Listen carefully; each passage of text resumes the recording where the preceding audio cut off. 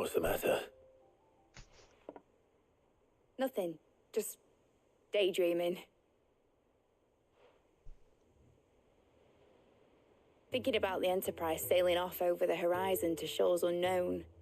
Searching for a land untouched by the Blight. Just like me and my dad planned. So if the worst came to the worst and every scrap of soil in the Twins turned black, we might still have a chance. That's what she was meant to be. You see, one last chance just in case we needed it. But now she's so close to being finished, I've realised I don't want her to be that. I don't want her to be just a lifeboat for us to cling to if things get desperate. I want people to sail aboard her by choice, not from the lack of it. In a world where we're not just trying to survive, but where we can actually live. I'm working on that. And I'll do everything I can to get you what you want. Don't you always? All right. My mind's made up. As soon as the Enterprise is fit to sail, I'm putting her under your command. Sod our plans, I'm trusting in yours. Are you sure about this? Something tells me it's what my dad would have wanted. He'd be proud of you. You were gonna visit his grave, weren't you? I was. And you can come too now that your little project is finished. Right.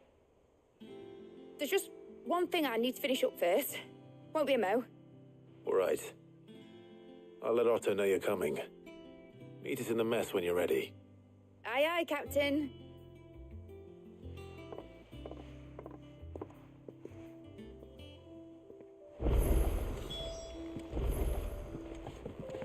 Mid told me she was building a ship.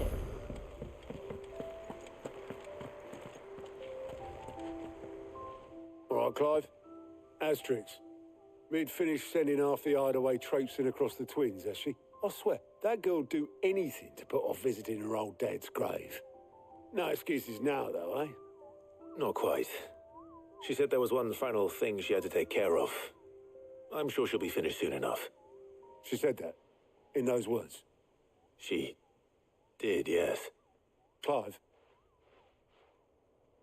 Were you born yesterday or something? There is no thing. She'll probably be halfway to Canva by now. Mid. I might still be able to catch her.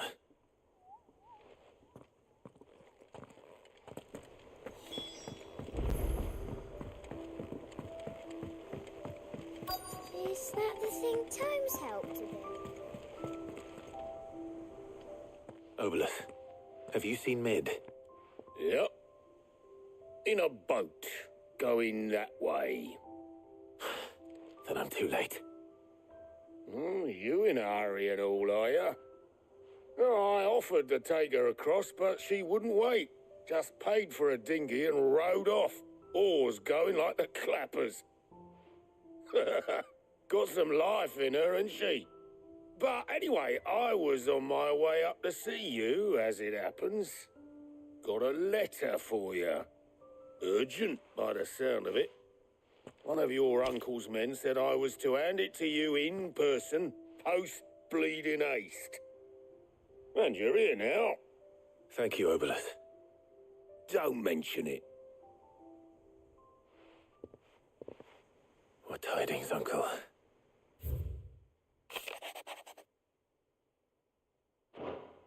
Trouble in Canva. Well, I'll need someone to keep an eye on Mid.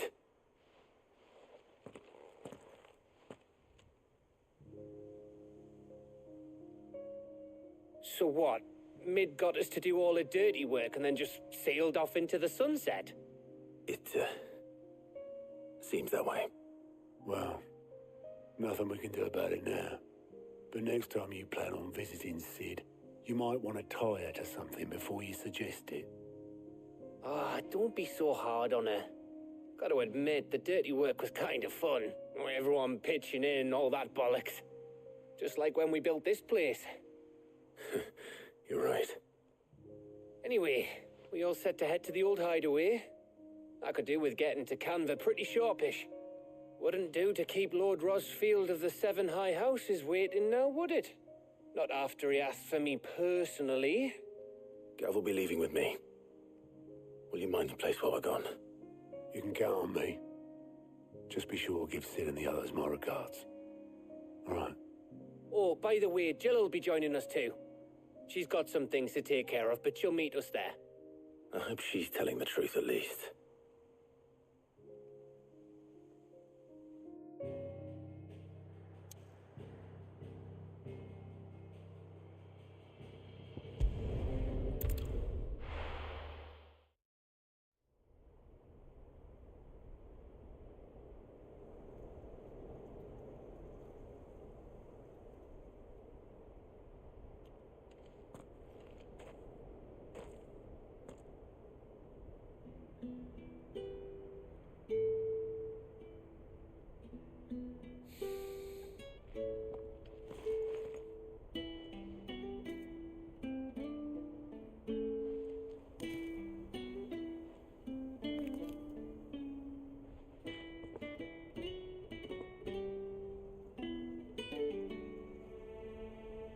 Well, Sid, I remember what you told me. But if no one is listening to what you have to say, you may as well not say it.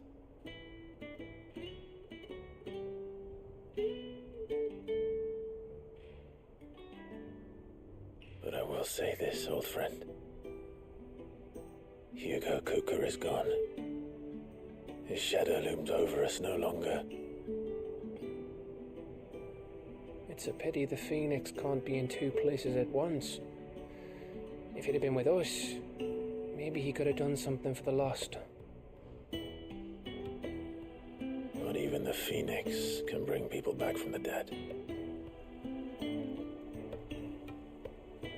Life has a beginning and an end. So we must live while we have the chance. And not as slaves to the crystals, but as free men. May we join you?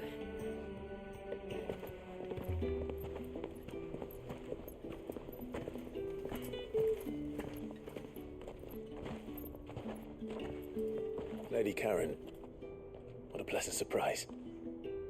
I thought I'd drop by and see how you were all doing before heading off to restock my supplies.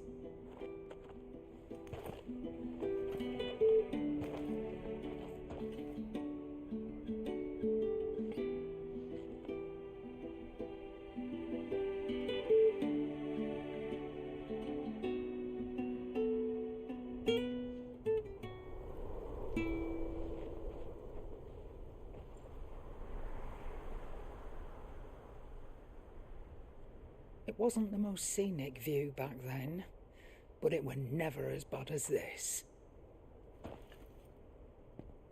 I know. The blight marches on. And soon, there'll be no escaping sights like these.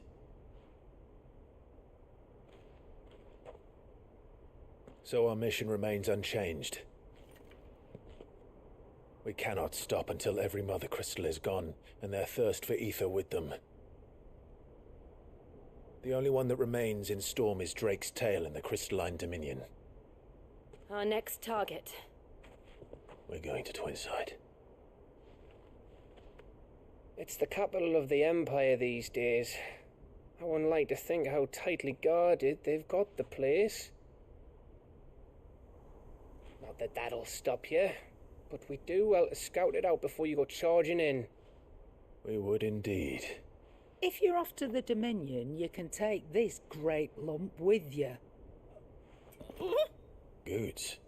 Oh, I am sorry. Have you forgotten you're the most wanted man in the Twins? I thought you might like to disguise yourselves as the attendants of a travelling trader, assuming you've no better ideas. You wanted to buy yourself some tools, didn't you? Well, now's your chance. You're letting me go with them? Oh, thanks, Nan. Stop that, you'll break me bones, you great galoot.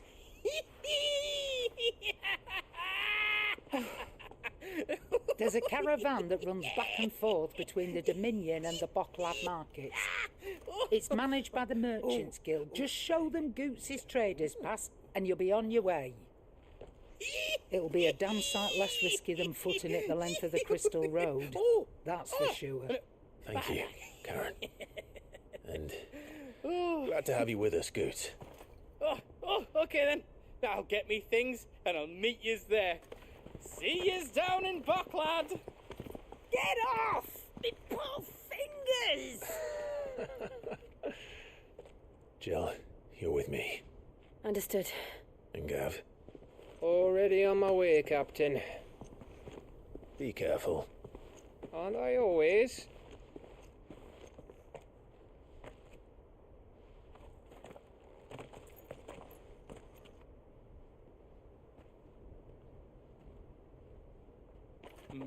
Do you see that, Sid? Your protege's making a proper little outlaw of himself.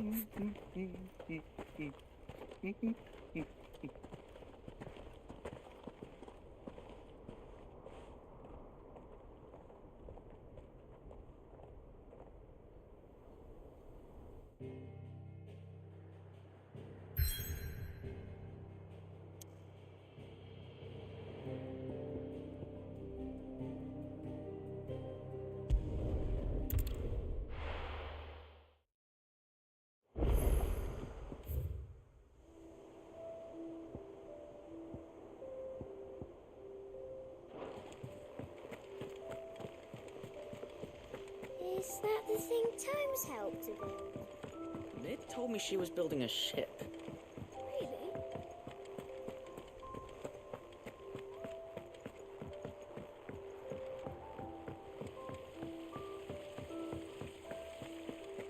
When it comes to boyish charm, Goops has an indomitable rival in Gav. One is the same.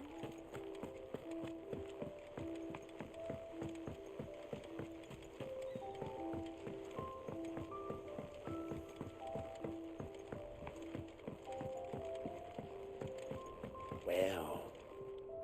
Here, Sid.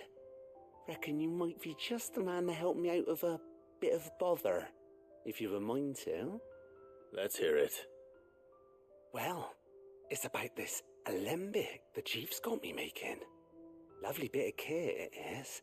Bung in a solution you want splitting, and it will separate it out, just like that. Problem is, it won't always get rid of all the impurities. And with some of the stuff we need it for, that ain't good enough. Which is why I've been looking for something to filter the liquid we'll be cooking off. And that's where I was hoping you could help me out. I imagine Ty could get some use out of this alembic too. Distilling medicines and the like. All right. Why not? Proper job! So what exactly do you need for this filter? Nothing but bomb ash'll do, says the chief. Gave me a sample she'd obtained from the university stores. Couldn't believe my eyes. You pour the blackest blight water through it, and it comes out clear as a mountain stream. So, I did a bit of reading about where I might be able to get hold of some. And do you know what I found out? It's only the blimmin' bones of a bomb king. They leave them behind when they die, see? I take it that's where I come in. If you wouldn't mind. I saw a billet on the hunt board for one just the other day. Would have gone myself, but, well, fighting dirty great balls of flame ain't exactly my forte. You, on the other hand... All right. I'll see what I can do. Thank you kindly. And a good hunting, eh?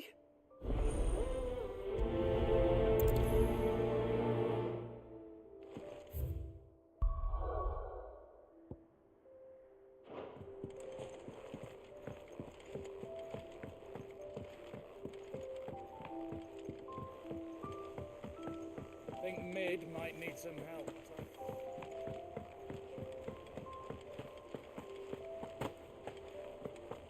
When it comes to boyish charm, Goops has an indomitable rival in Gav.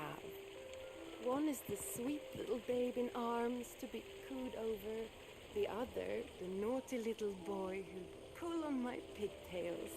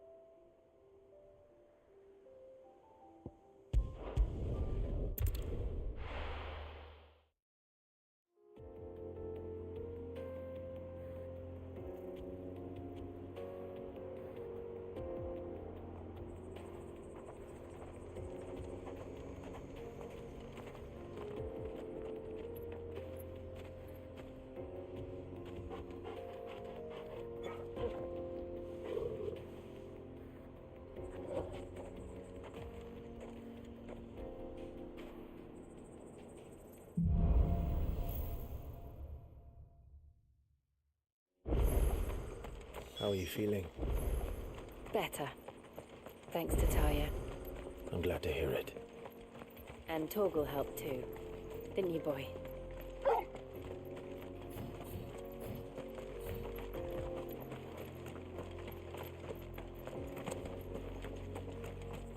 This used to be a trade route for merchants crossing the Scars, till the Republic laid a new road wide enough to let wagons pass, and all official traffic moved there.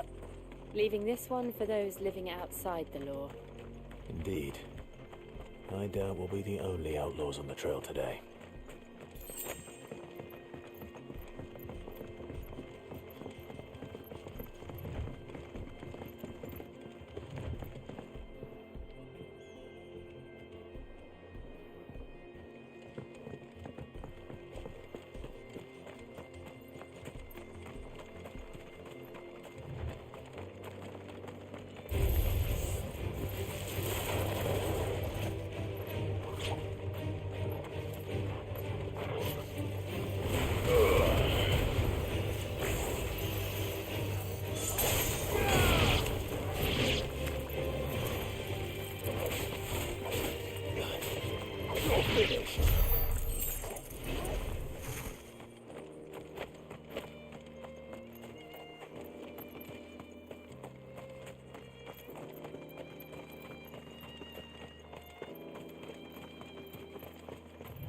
So what do you think?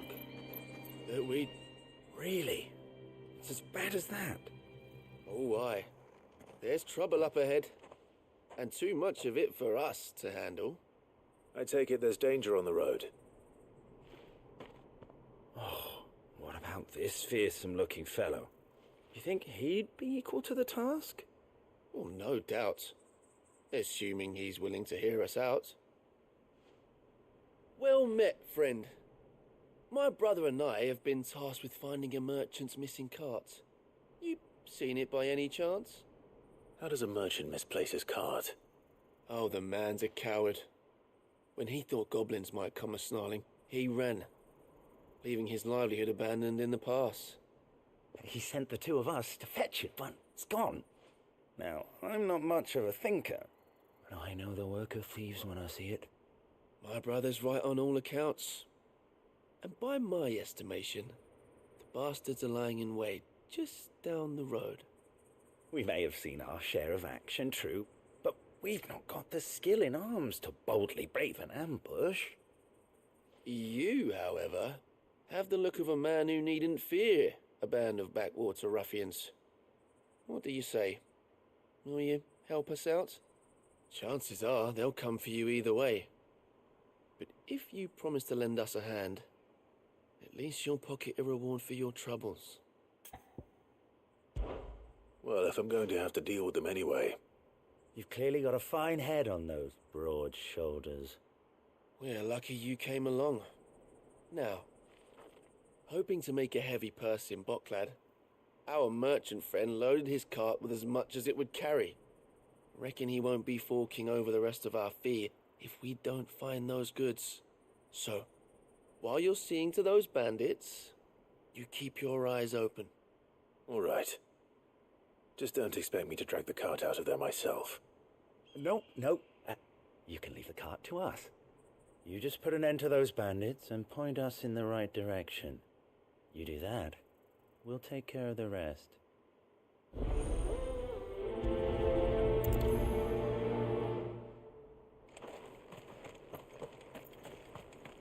I'm not sure I trust those two. But if there are bandits lying in wait, I should probably take care of them. Look lively, you lot. We've got guests. These must be our bandits.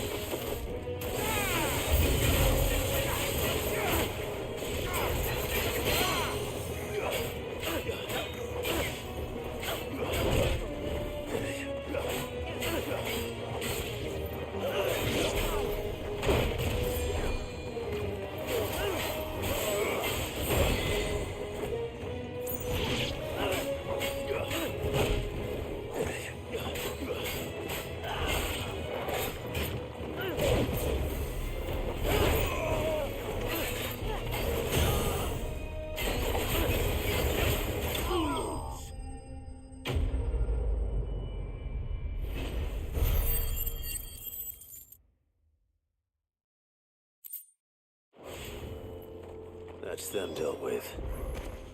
Now, where's that cart?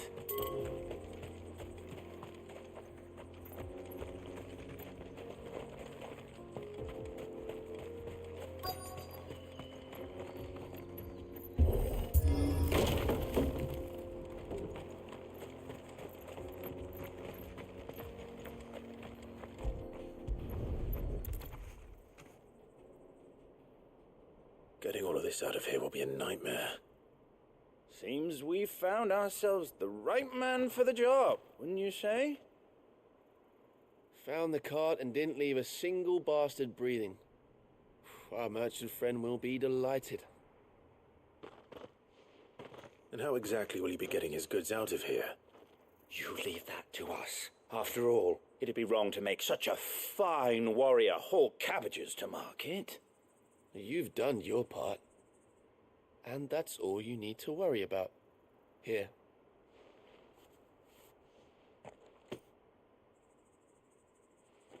It's been a pleasure. Now piss off. There's no need to be so rude, brother. What if we want his help again next time?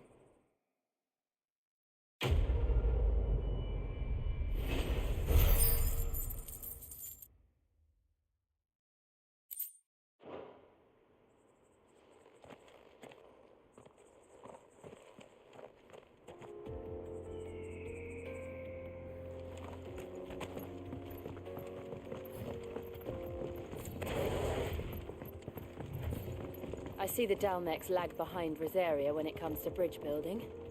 The fallen ruin should hold, at least. The path continues on the other side. Wait.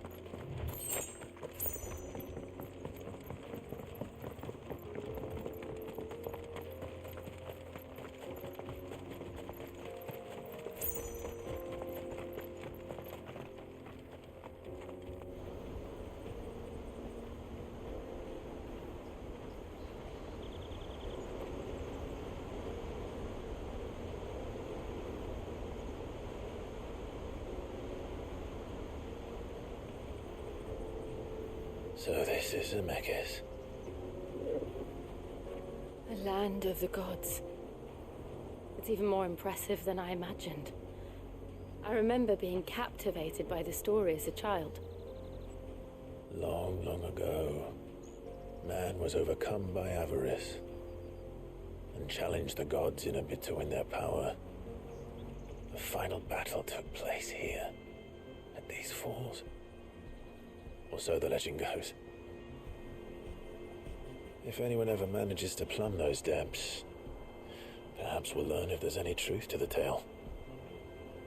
That the gods emerged victorious and punished man for his defiance by visiting upon him 2 curses. Dominance and bearers. To tell the truth, I always thought it strange that the dominant and their icons were deemed a curse.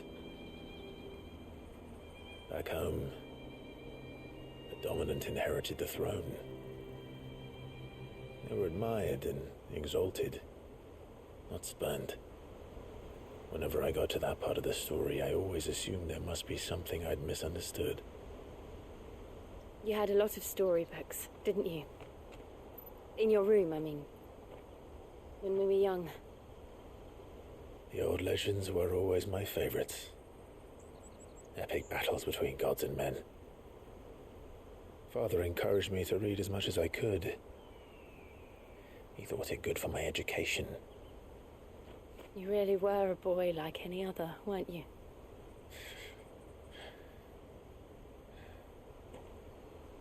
Just look at this place. It's enough to make you believe the legends are true. I know.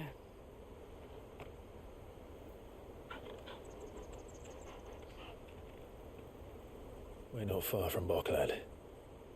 The road will be busier up ahead. Then we'll have to keep our wits about us.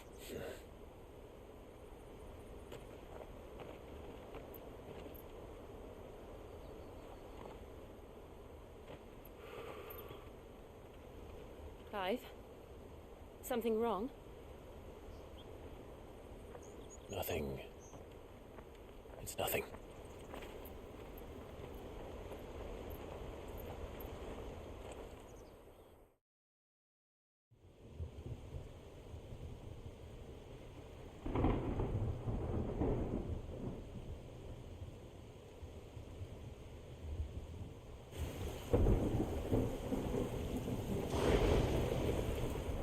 see the reports are true, Father? You have surrendered the throne to Olivier. I have. Emperor Olivier shall rebuild the Holy Empire of Sambrec.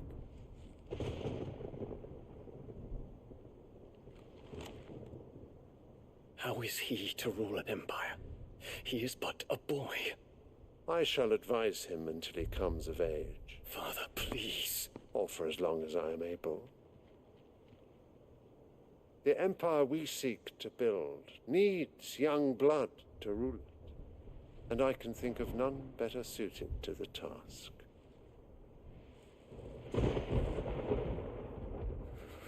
There is other news, Dion. Hugo Kupka is dead, and Drake's Fang destroyed. The pillars of the Republic have fallen.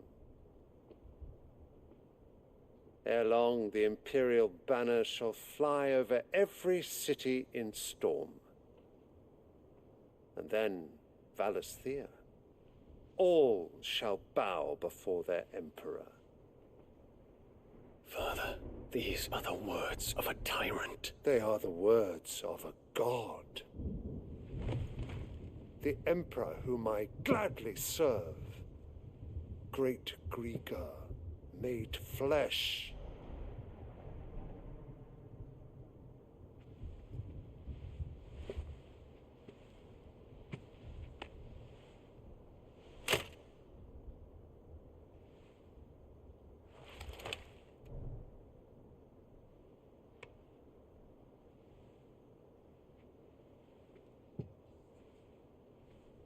Return to your camp, Dion, and ready your forces. It is time to show the world the true power of Sambrec. Father. I find you much changed. Is this truly the path you wish to tread? Or are these the ambitions of another? Of Ultima, perhaps? What nonsense is this? I speak my mind, and my mind only. Though I do owe Annabella thanks for reminding me of certain truths regarding the nature of nations, of rulers, and of the divine. You would trust the words of this traitress? She betrayed her country. She slew her husband. You have ever been an invaluable servant to Sambrec, Prince Dion. I trust you will continue to serve your Emperor in the wars to come. The canker! Silence! Insolent wretch! You will bend the knee. All else is heresy. Sire, forgive me. This audience is over. Come, your Radiance. The Rowena Syndicate awaits your pleasure. Oh, not another meeting with silly old men. They're so boring. I'm hungry, Father. Can't we have luncheon instead?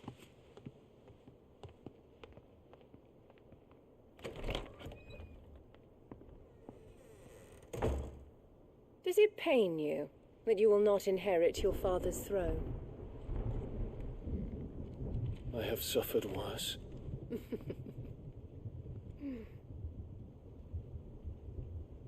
Count your blessings, Dion. For a base-born child to be chosen by Bahamut is miracle enough. You have risen high on his wings, but you shall rise no higher, lest your impure blood stain the throne. What do you know of my blood?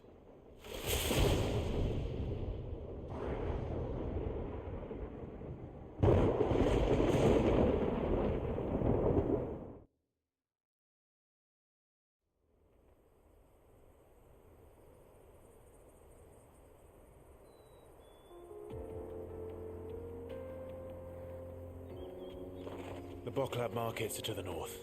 We just need to hug the coast.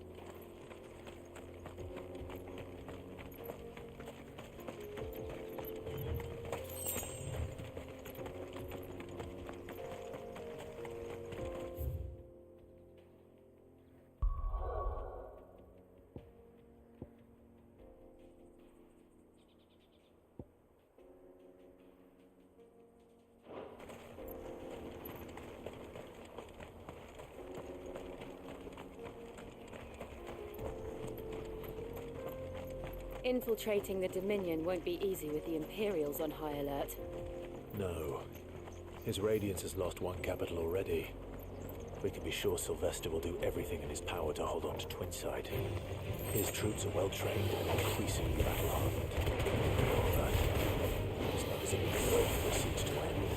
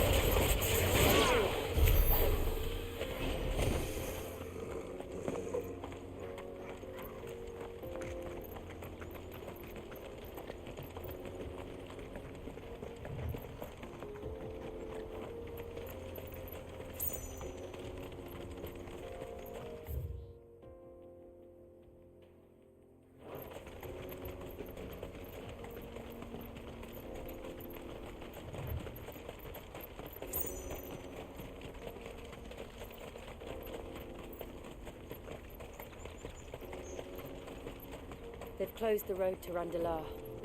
If the siege breaks, they'll need more than this to stop the Imperial legions marching on the capital.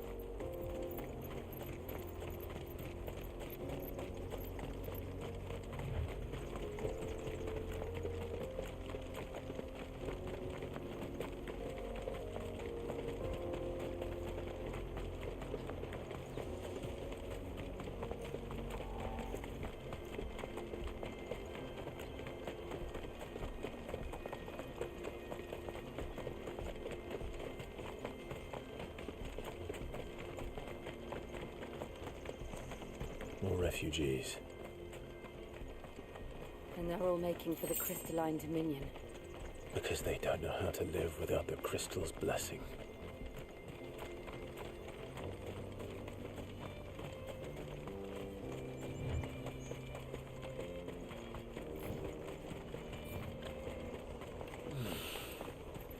Boklad. There are no crystals here. This is where we're supposed to meet Goots, isn't it? That's right. He said he'd wait for us here after replenishing his supplies. I dare say he'll have finished by now.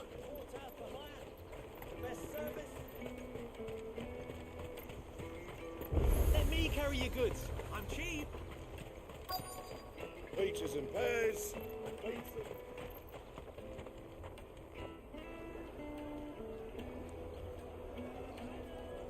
Wonders from across the water. Come one, come all. Feast your eyes. Good sir, can I interest you in...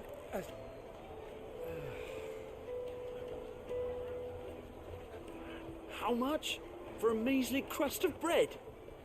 You won't find any cheaper. Not nowadays. But you're more than welcome to look.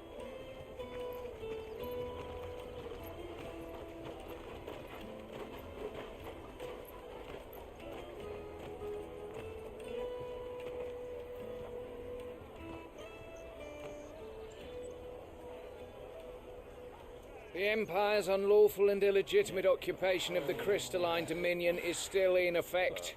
Only those whose business in Twinside has been officially approved by the Republican Army will be permitted to cross the border. All who seek entry are to form a line and ready their documents for inspection. It looks like we aren't the only ones who are eager to leave. And they're checking everyone. Can't you make an exception? Not for the likes of you. We won't get through without that pass. Let's go in and find Good, shall we?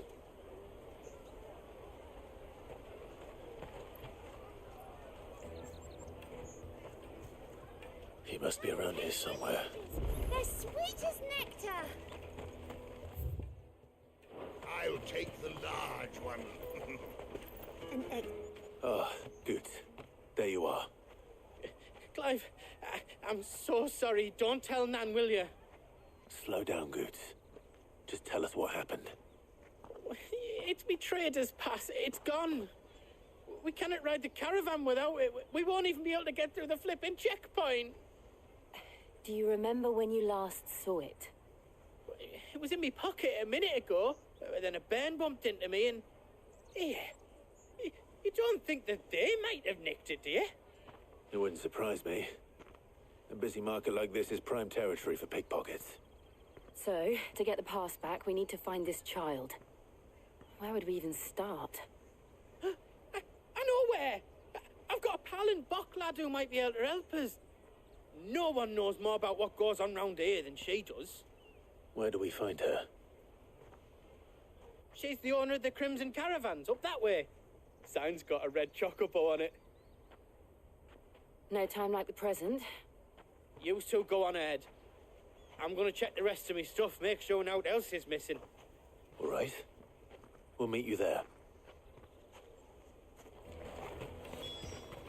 Let's keep an eye out for this red chocobo, then. And the other on our purses. Next to the checkbook.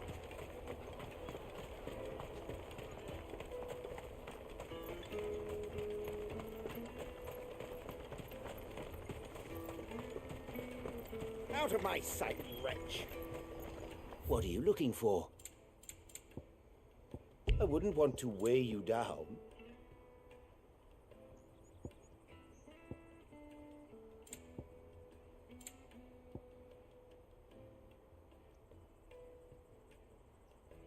You're welcome anytime.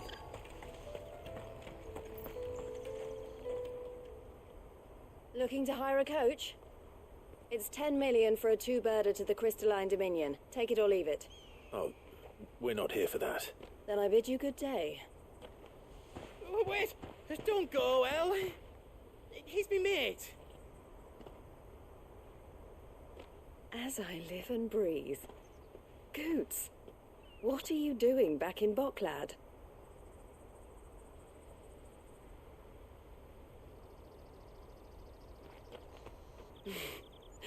I gather Lady Karen didn't send you.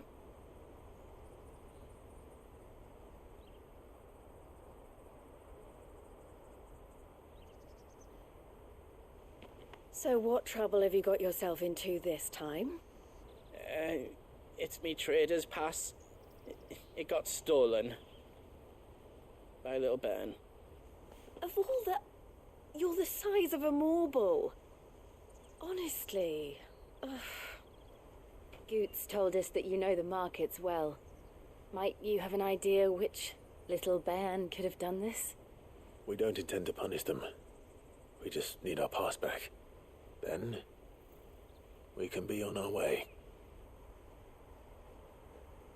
I see. So neither of you has a trader's pass either. Not that anyone would take you for traders, but I suppose that's why you came to me, correct? Now, I can't say for sure who took your pass, but I suspect I know why they did it. Let me explain.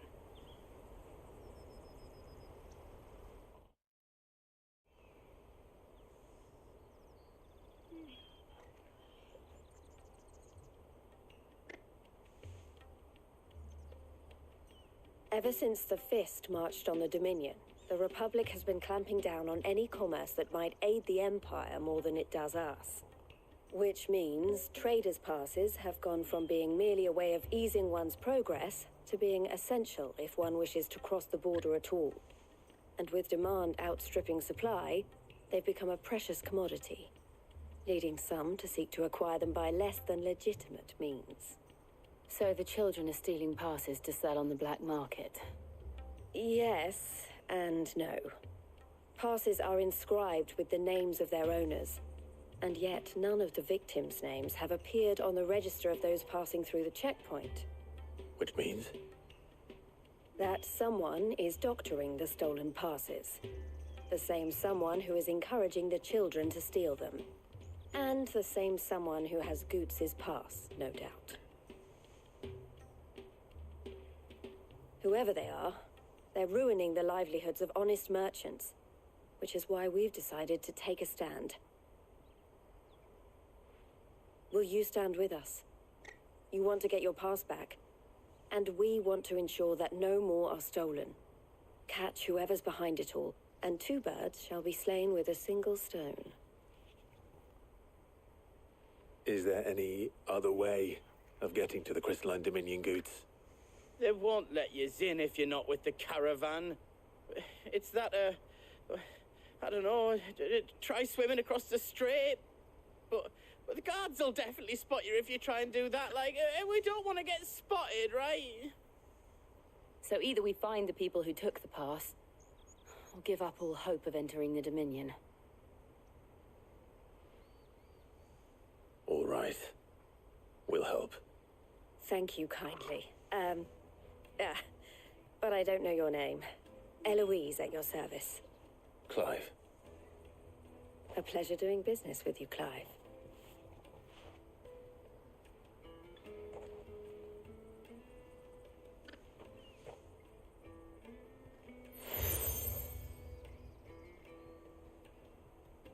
The proprietor of the furniture makers by the coach stop is spearheading the search.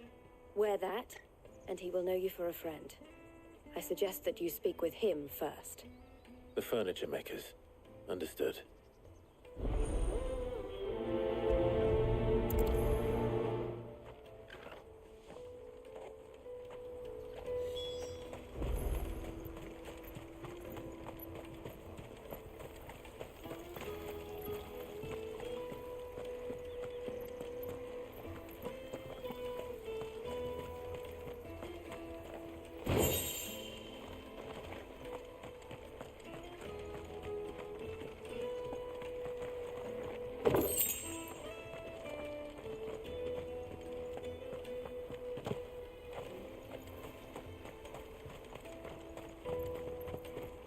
The brothers found another victim.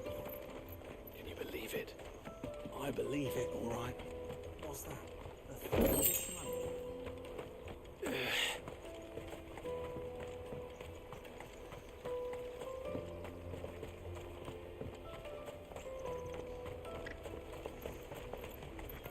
Out of my sight, wretch. I've no use for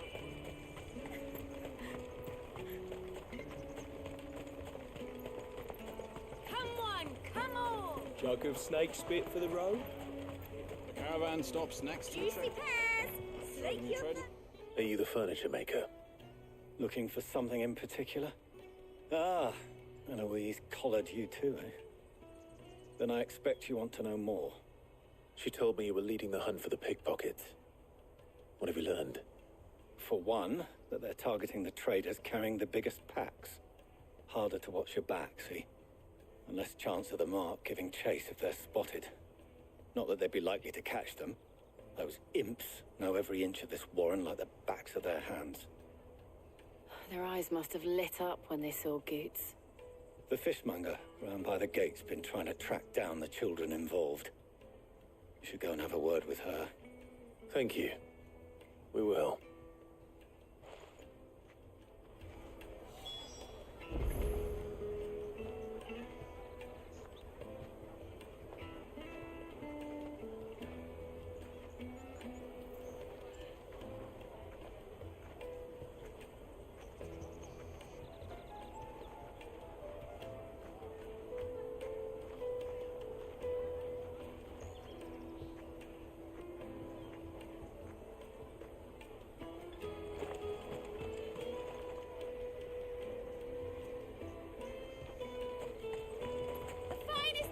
anywhere from the free cities! All but unbreakable! An excellent choice, my lord.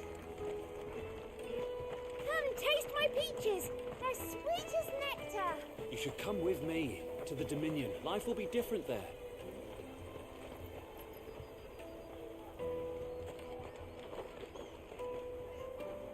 Fish for sale! Fresh sorted and smoked! Can I interest you? Ah, sorry. Message from Eloise, is it? She's asked me to help her. To help you find the pickpockets. Is that so? Suppose I better tell you what I know then. For one, this isn't a family operation. All the traders say the children who stole their passes were dirty, dressed in rags. Street urchins, by the sound of it. We get a lot around here. Orphans from the wars. A few, perhaps. You saw the refugees gathered by the entranceway? They're all looking for a new start in the Dominion and beyond. Some of them take it as an opportunity to rid themselves of unwanted baggage. The shame of it. Whoever's behind this would have to have made themselves known to the children at some point. And so should we. You should start with the children around here, then. I doubt they're the ones involved, but they might have heard something. It's worth a try. All right, then. Questioning children. How hard can that be?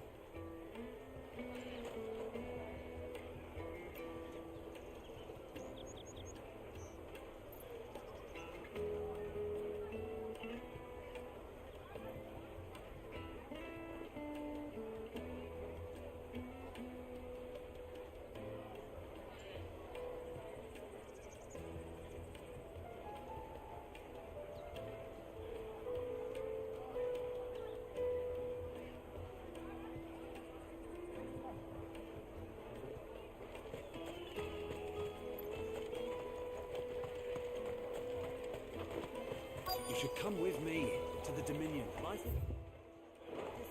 You won't find anything of this quality in Twinside.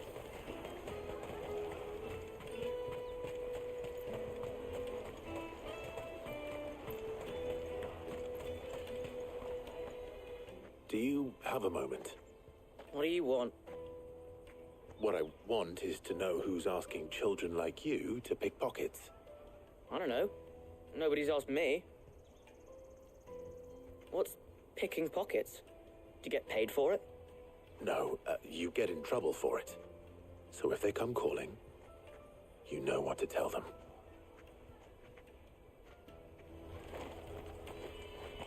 The caravan stops next to the checkpoint. Jug of snake spit for the road? It'll keep you warm.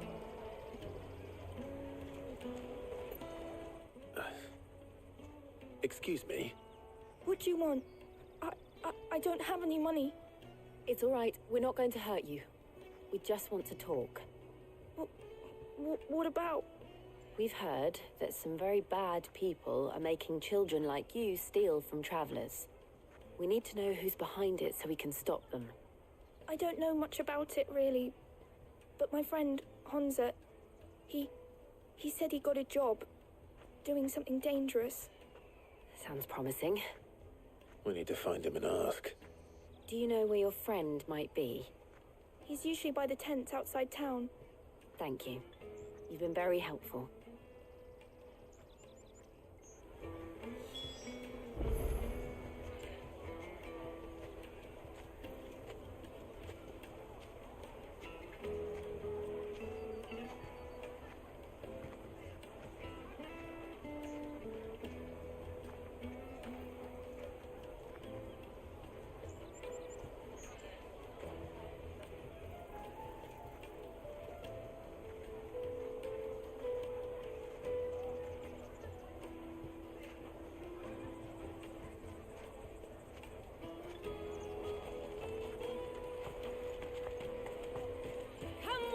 Come all!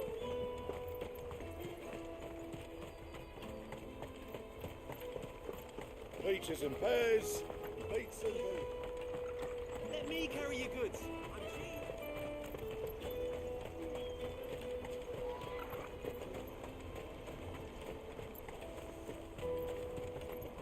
She must have meant the refugee camp. Let's hope he's still nearby. Daddy, I'm hungry. Yeah,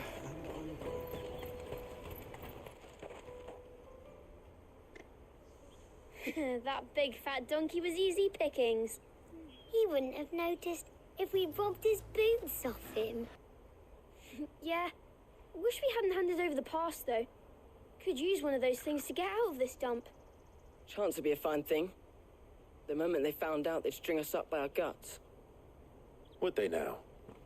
Perhaps you'd like to introduce us to these charming characters.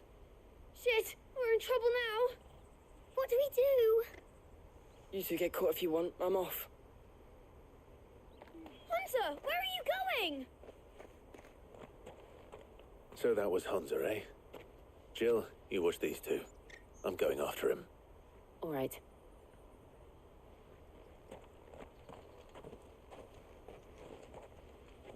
He can't have gone far. I need to find him before his employers do.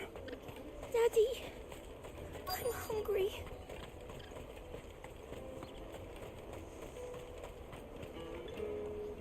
Did you see a boy run past? He stole something from a friend of mine. There was a boy ran back there towards the chocobo pen, but... Thank you.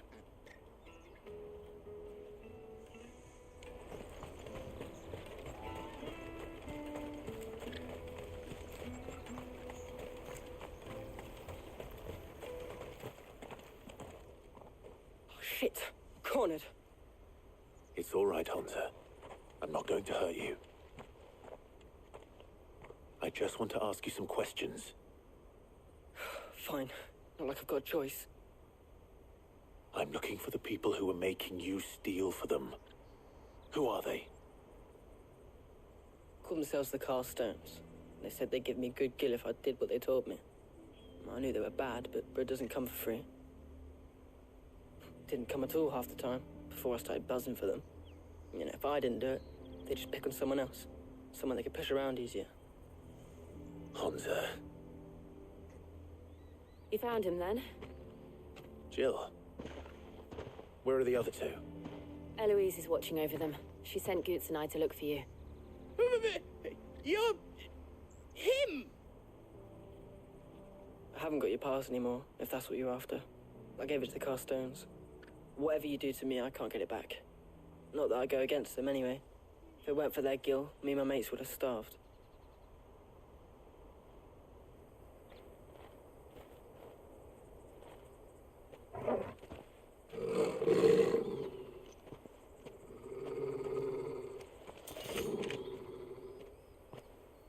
Cowards. You will not force another child to do your bidding. Wait, we're not... Don't hurt him.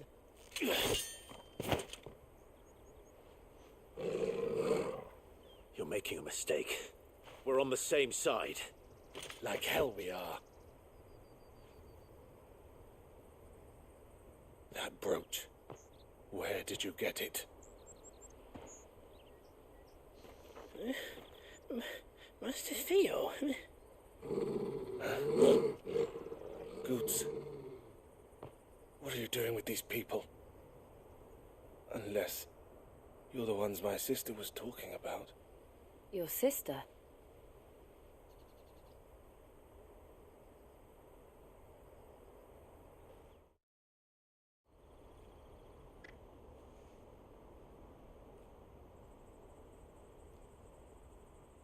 Eloise didn't tell us she had a brother. And why would she?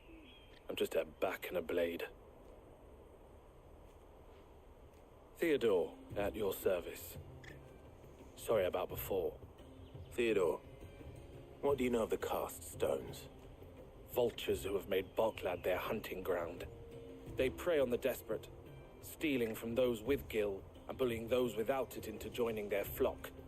I'd been looking into their activities in hope of sparing the refugees any further hardship. But it seems they've already stooped even lower than I'd feared. Hansa's a good lad. Don't blame him for what they've made him do. If he and his friends hadn't agreed to work for the stones, some other poor souls would have. On pain of death, most likely. Clive, was it? And my sisters asked you to help put an end to the pickpocketing. Then we all want the same thing.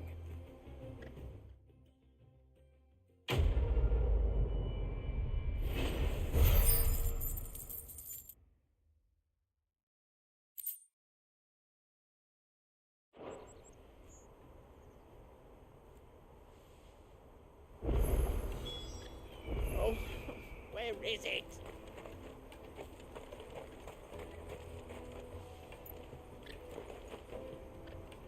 So, what's the plan? What else? We find the cast stones and we crush them. You get your trader's pass back, and I make Boklad a safe place again. All right then. All right then. Honza, where are they camped? Don't worry. They'll never know you told us. Couldn't if I wanted to. They always come to town to collect the passes. Meet us outside the gate. I tried following them once, but they spotted me halfway down the trail. Said they'd string me up. We'll try it this time. Which way were they going? Back down the road towards Leighton's Cleft. To Leighton's Cleft, then.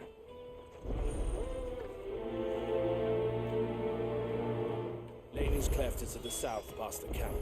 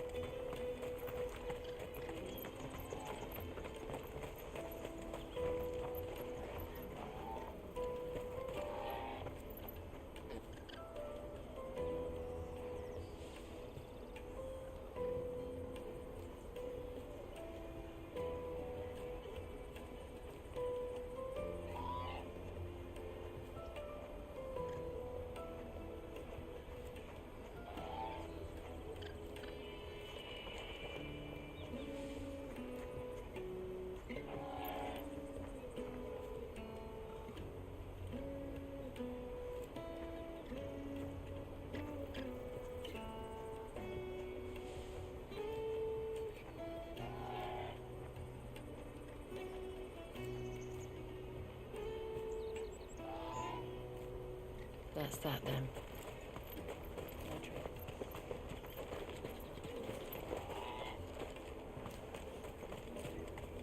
Daddy, I'm hungry.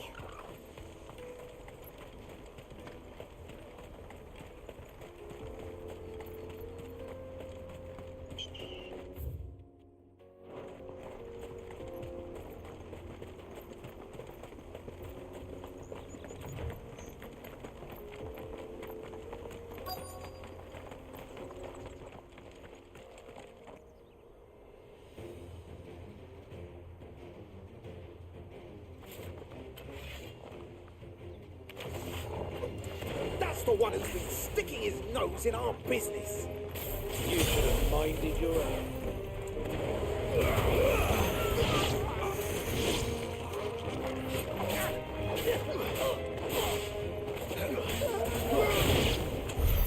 I doubt these were the ringleaders. But at least we know we're on the right track.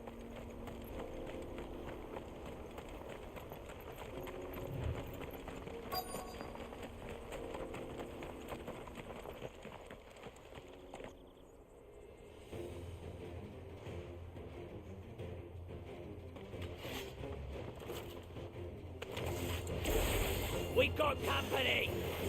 That's the lot.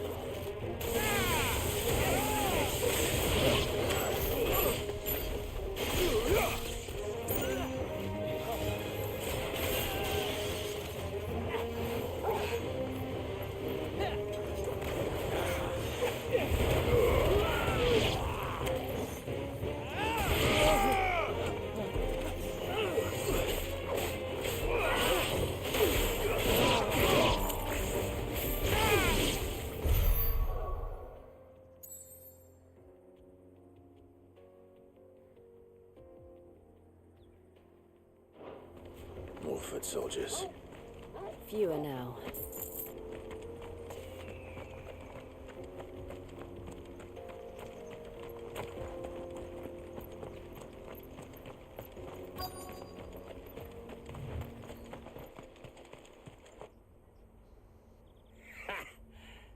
bad haul today, eh? Aye. Some of our new recruits are natural-born ne'er-do-wells. Especially the little ones. That Hans has got nimble fingers, all right. It'll be a shame when they chop them off. But till then, let's make the most of it. Scum. The leaders of the cast stones, I take it. They don't deserve any mercy, Clive. I wasn't planning on showing them any. We're ready when you are, Theodore. Oh, I'm ready.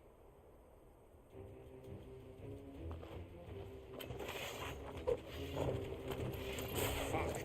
It's that guard from Boklad. Kill him. Kill them all. Come on.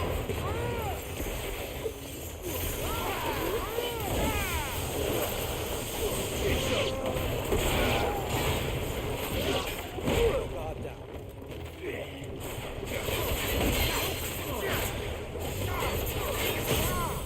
Let's have this now.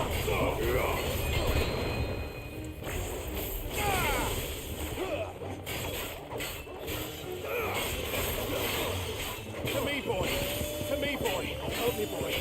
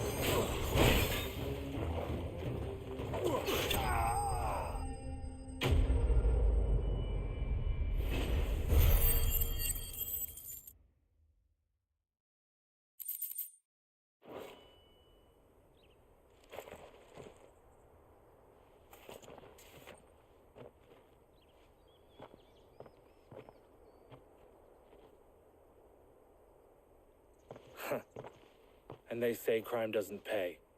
Gold chains, rings, purses. And traders' passes. Dozens of them. Have the names been changed? Not yet. I recognize some of them. No doubt Goots's is somewhere among them. Now I just need to sort through it all and return everything to the people it was taken from. We should go and give Eloise the good news. Can we leave things here in your hands, Theodore? Of course.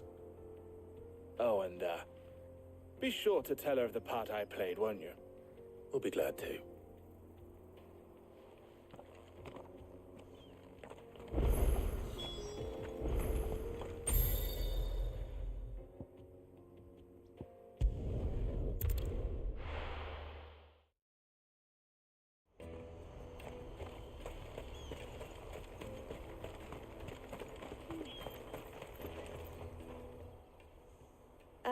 Clive, how goes the hunt?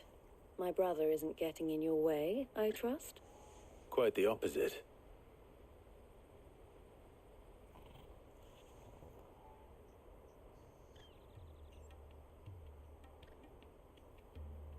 So it was the cast stones who were behind it all. Theo told me he'd been on their trail. And their demise solves 3 problems at a stroke. That of the pickpockets, the bandits pulling their strings, and the passes they were stealing. I only hope yours is among the items you recovered. Only time and Theo's return will tell. Speaking of whom, welcome home, dear brother. You are too kind, Eloise. Here, Clive. Goots's pass. Ask him to keep a closer eye on it from now on, would you? I will. Thank you. El, I've asked our boys to carry the rest of the goods back. Can I count on your help in sorting through it all? Of course. I'll make some space in the storeroom. I expect you'll soon be on your way then. But it wouldn't do to leave without introducing yourself properly. Would it now? Sid, Don't look so shocked. We're on the same side. I don't understand. As you now know all too well, we at the Crimson Caravans are always happy to help those in need. For a small fee, we will move anything that needs moving. Be that goods to market, or bearers away from it. I was the first my sister helped escape. If it wasn't for her, I'd have been branded as a boy. I had no idea. It just so happens that we are seeking to expand our operation. And who better to join forces with than the leader in the field? Wouldn't you agree, Theo? I would. It seems our purpose is the same in more ways than one. So what would you say to working together again? It would be our pleasure. And our honor. The honor is ours. Here, Clive. This is for you.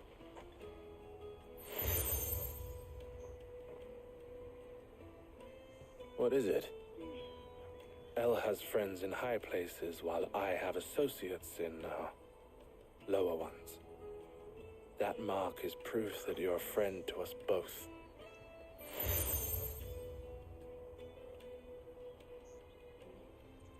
I shall bear it with pride. Well, all that remains is to wish you a safe onward journey. Goots's pass should secure you a place on the caravan, but if you encounter any difficulties, we would be delighted to provide you with a coach of our own. For a discounted price, of course. Say, 9 million? We'll try the caravan.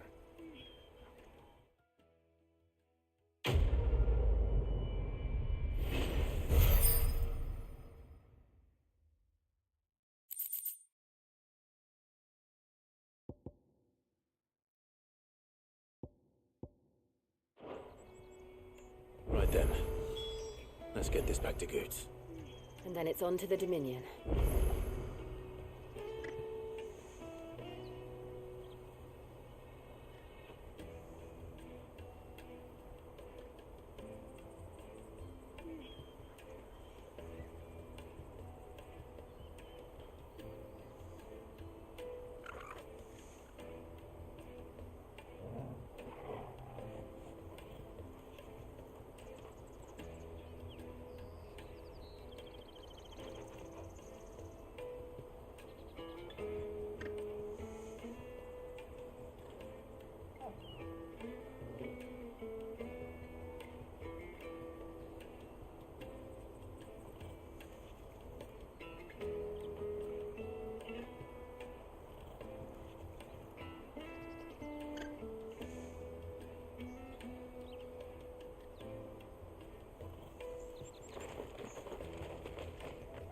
Is something the matter? Why, I am what you see.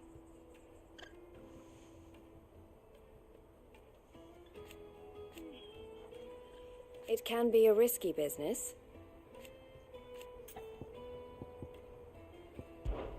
This being a board... Or at least... Don't worry about... Always a pleasure. And how might the Crimson Caravan serve you today? Farewell, then.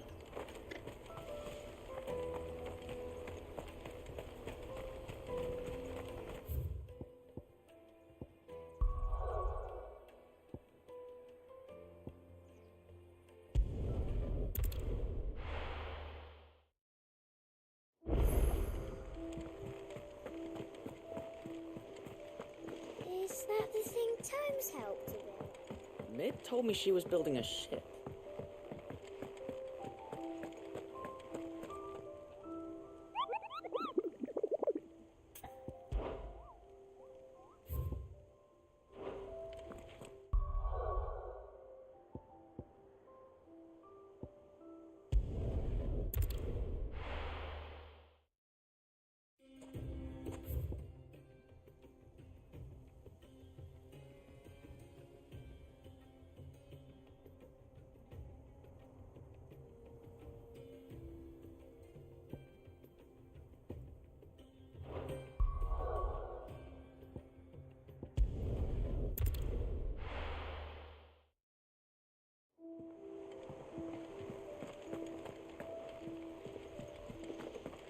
that the thing Tomes helped with it? Mid told me she was building a ship.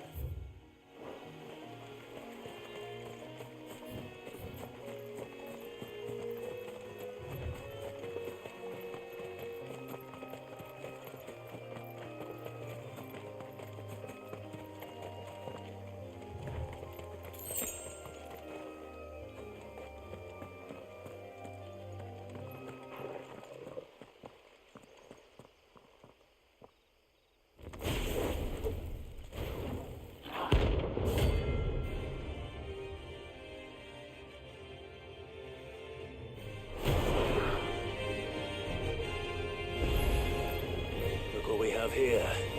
Greetings, Your Majesty.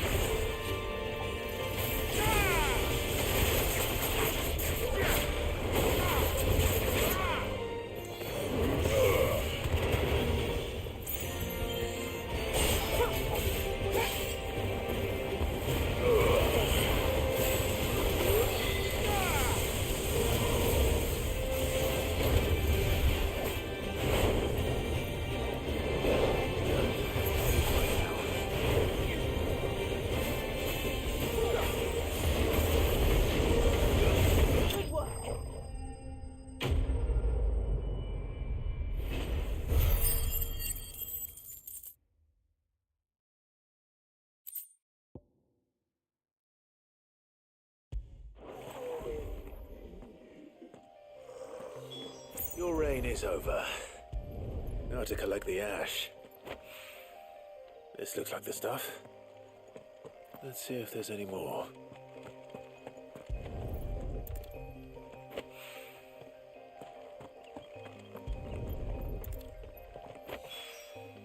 That should do it. The wine needs more than this.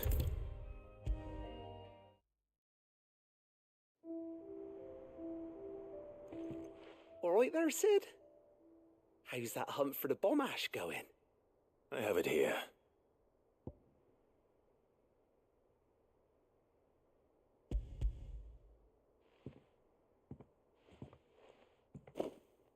That's the stuff. And plenty of it, too. Enough to keep the alembic bubbling away for a good old while. You're a gent, Sid. Let none say otherwise. Right then. Let's get this contraption up and running.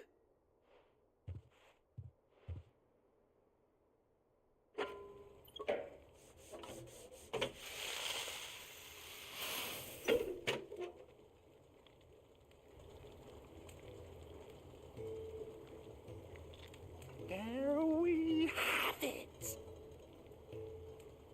The Telemon Alembic. And it works just like the chief said it would. Very impressive. Says the man who cut down a burning boulder. Speaking of which, I still haven't returned the favor. There's no need. The good it will do for the hideaway is reward enough. Don't be silly. Why don't you let me take a look at that bag of yours? The one you keep your potions in. Reckon I could work some magic on that. What kind of magic? Well, we happen to have isolated a substance in our test run of the alembic that I reckon will make even the toughest leather supple as anything. Thought we might use it to breathe new life into old boots and the like. Save the hideaway a few gil. Ah, I reckon if we slap a bit on your bag, it'll loosen it up enough for you to squeeze in a bottle or two more. Well, it can't hurt to try, I suppose. That's the spirit. Leave it with me. I'll only be a mo.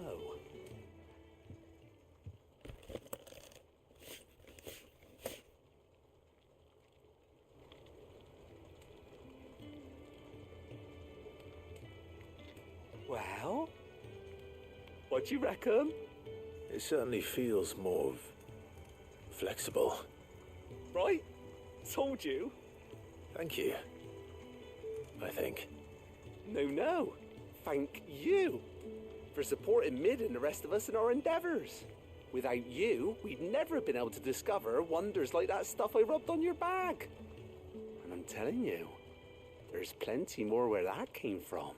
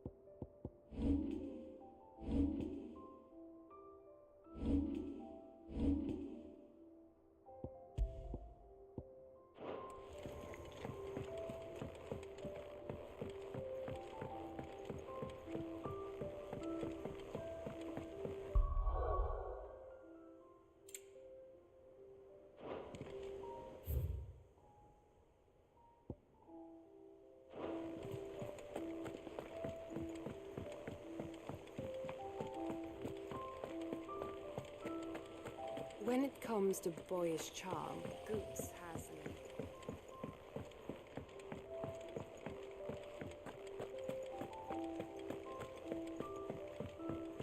Mid told me she was building a ship. Is that the thing Tomes helped to build? I don't know where Sid gets the energy.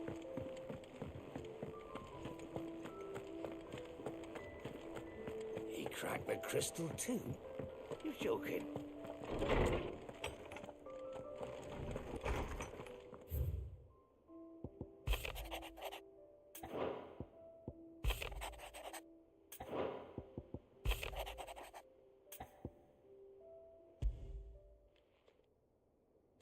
Hopefully it's nothing.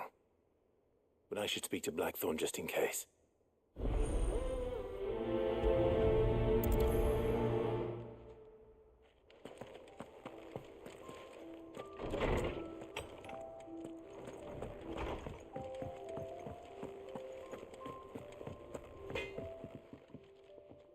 Blackthorn, do you have a moment? Not really, no. This won't take long. I just wanted to ask how you're getting on. August was worried about you, that you might still be doubting your craft, even after learning the trick of that cuirass. Is there something else weighing on your mind? Perhaps sharing your thoughts might help. That bastard's like a dog with a bone. Still, he's got a keen eye, I'll give him that. He's just, well, Karen showed me something. Something I've never seen before. And that was? A sword. An odd-looking thing with a single-edged blade. The metal itself wasn't anything to write home about, but fuck me, the edge on it. You could slice a man clean in two with a weapon like that, and he'd be halfway home before he even realised he'd been cut. So that's what's troubling you? No. Not troubling me exactly. More distracting. Can't stop thinking, how do you get an edge that sharp? It's driving me mad. And if you knew how to do it, we could arm the curse breakers with even better blades. That's about the size of it, yeah. I'll see what I can find out. Sharper swords are always welcome. And we can't have our master blacksmith being distracted. You're a soft touch, you know that. But I can't say I'm not grateful for it. Good luck, eh? Thank you. Let's see what Karen knows about this sword.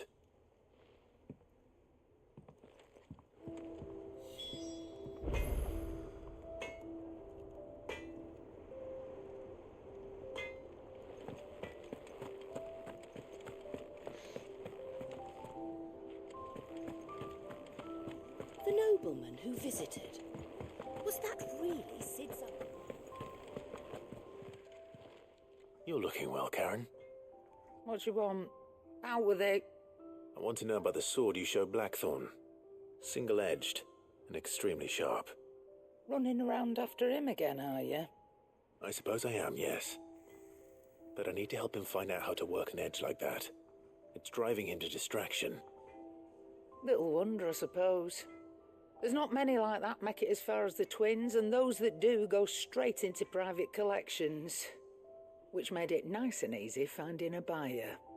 Can you tell me who bought it? Where is it now? You think I tell people who my clients are? Suppose you're not likely to go nicking him off me, are you now? Fine. If you stop mooning at me like that. Lord Ignac's the man you want. Dalmekian bloke. Collects weapons and the like. And he's got more money than sense, which is why he's one of my favourite clients. Reckon he'll still be at the inn in Dalamil, where I left him. Thank you, Karen. Oh, and he's a touch eccentric, if you take my meaning. I appreciate the warning.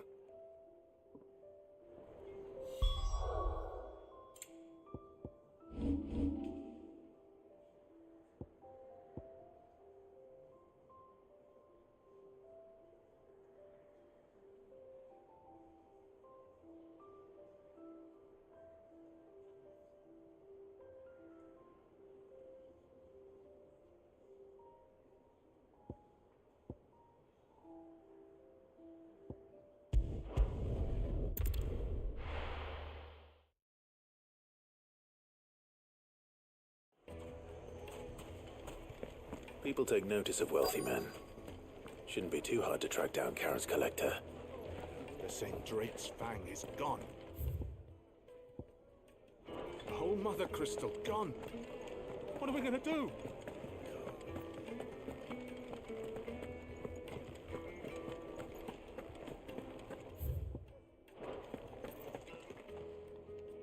My reputation will be ruined! Ruined! Calm yourself, Lord Ignac, I beg of you, before you do yourself a mischief. Pardon the intrusion, but... Out! Get out! I paid for these rooms so I wouldn't be disturbed. Leave me be! Please, allow me to apologize. His lordship is going through a difficult time, and he's never been fond of guests arriving unannounced. Radim!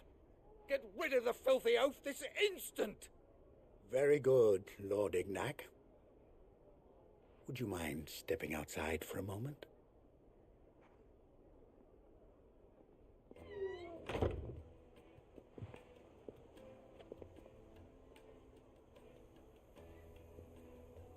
I'm sorry if I've caused you any trouble.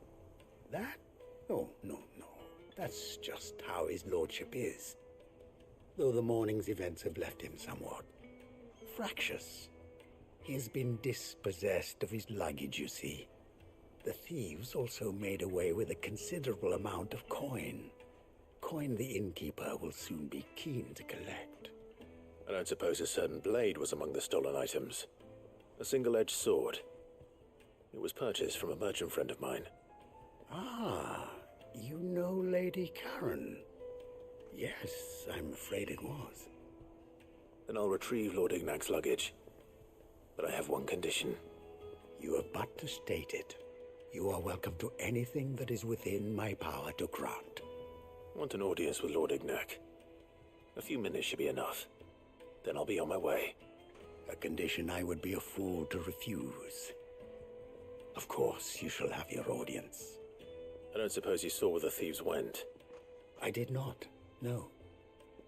Though some discreet inquiries made on his lordship's behalf mean that I know where you might find them. The bandit's bed. Every ill-gotten coin in Dalamil is said to pass through that disreputable corner of the Valcroy. And that's where I'm heading. I shall speak to Lord Ignac in your absence, and arrange for an audience upon your triumphant return. That will be very kind of you. Farewell, and best of luck.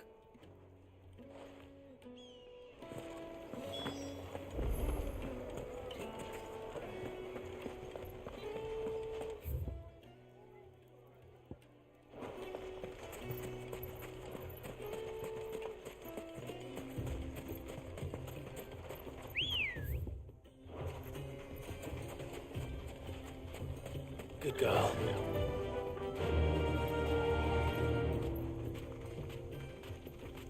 run like the wind.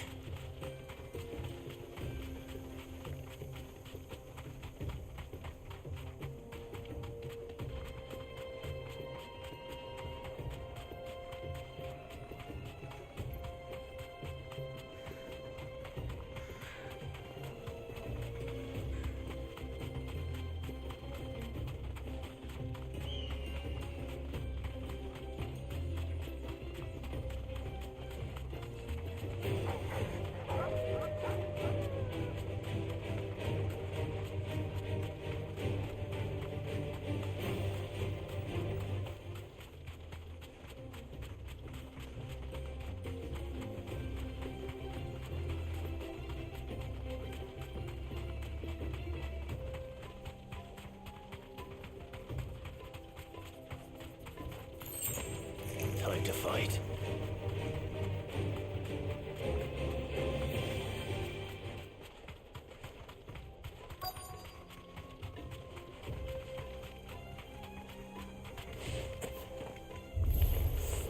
We've got company! Come on, lads, let's tear the bastard's head off!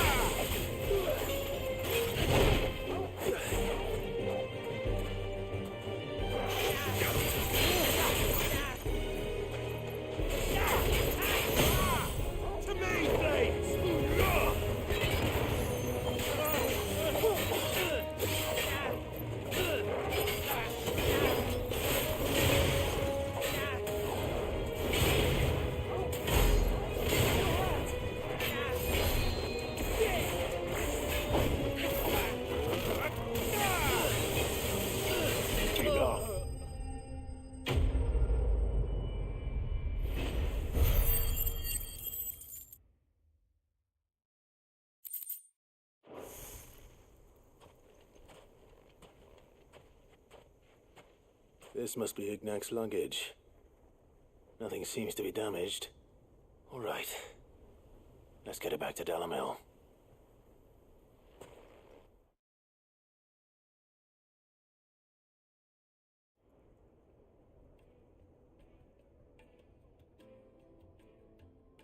I hear I have you to thank for the return of my effects. What shall I call you, my good man? Wyvern. Glad to make your acquaintance. A formidable name indeed. Well, Wyvern, I appear to be in your debt. Redeem here tells me you wished for an audience. Is that all? A few moments of your time should suffice, yes. You're a peculiar fellow, Wyvern. All right, speak. Master Wyvern was wondering if you could tell him about a certain single-edged sword you recently acquired. Oh, a true work of art, that one. Karen drove me hard on the price, but I would have sold her Radim here to get my hands on that sword. It was made in the Outer Isles, far beyond the Twins, and is used exclusively by the practitioners of a unique school of swordsmanship. They believe no combat should ever exceed a single strike, and hone their blades to such perfection that none ever does. Each sword is made for that one perfect stroke, and for that stroke only. They crack upon a second blow. There's a brutal sort of beauty to it, really. But how do they hone such an edge? Fine question. Why, they use a whetstone, of course. Whetstones, rather. A whole array of them, ranging from the coarse to the fine. 10,000 licks with the sharpening stone, then 10,000 more. But it is the final stone which lends the blade its legendary sharpness. A mineral quite foreign to this great realm of ours. And that is the key. The secret ingredient. Wyvern, it occurs to me that my little lecture is hardly equal to services rendered. Take this, together with my regards. The very stone of which I spoke, far rarer among collectors than even the blade itself, and a far more fitting payment. Thank you. Pardon the intrusion, my lordship. However, it is long past time we prepared ourselves to depart. So it is. I am locked in bitter competition with a rival collector of curiosities.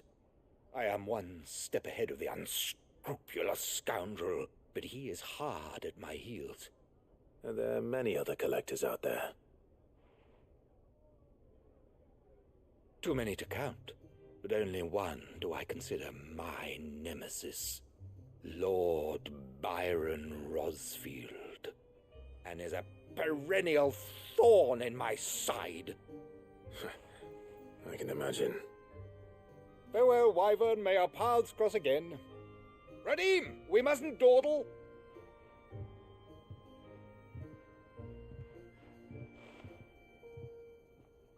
I think his lordship is rather taken with you, Master Wyvern. Thank you again for your assistance. Coming, my lordship. I'll be right there.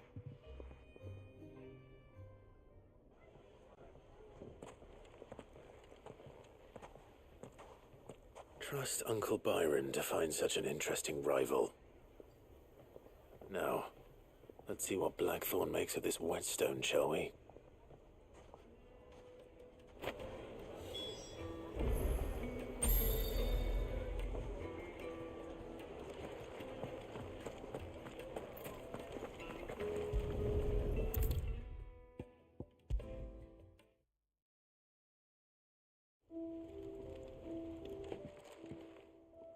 Sorry for the wait, but hopefully you'll agree it was worth it. You learned something about that sword, then? I did better than that.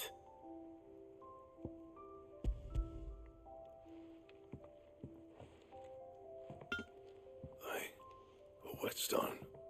Yes, but not one you'll find anywhere in Valisthea.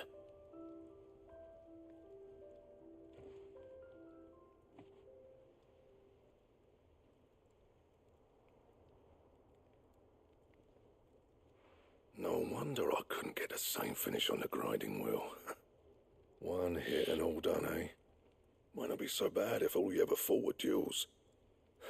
Good luck on the battlefield. Your second opponent would be your last, no matter how good you were. Even so, is there some way it could be used to give the Curse Breakers an edge? I think so, yeah. With this whetstone and the right kind of steel, I could probably even make a twin of the blade that rattled me. But there'd be no replacing this little rock once I worn it down to a sliver. I reckon we get a dozen swords from it, if that. Swords that the Curse Breakers wouldn't know how to wield properly, and that would see them through a single fire piece. Nah, no point trying to copy that thing. Be about as much use as a wax anvil. But finishing our blades with a whetstone this fine, now that's something to consider. And what's finer than fallen masonry, eh? Or more hard-wearing, for that matter. Just imagine it. Good Valisthean steel with an edge as sharp as any found in the Outer Isles. I won't make a copy, nah. I'll make something much better. I'm sure the Curse Breakers will be delighted. Just don't push yourself too hard. Don't you worry about me, sunshine. I've been working day and night since I was half your age, and I'll still be here when you're long gone. Hey, thanks, Clive. I mean it. I owe you one, August too. It's good to know someone's looking out for me. He'll be happy to hear you said that. And I'll see that my debt to you's paid. First new blade I make's got your name on it. You come and find me when you've got the materials. All right. I will.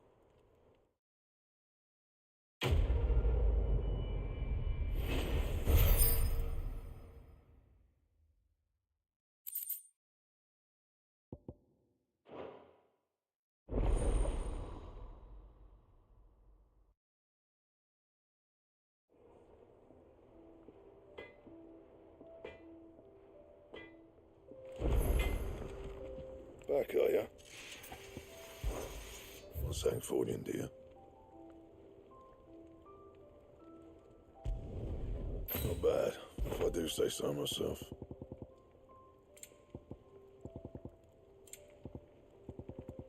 Anything else?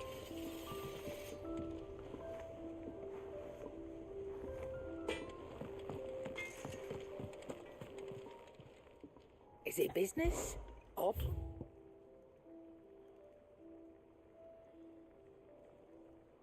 Is that all?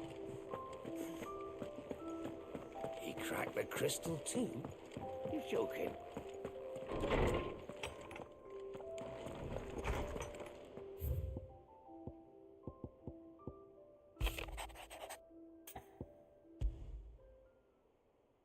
What could be wrong with Torgor?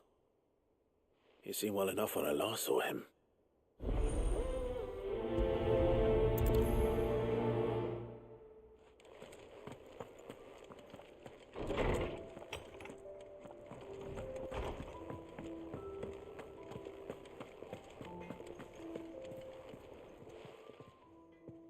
I got your note.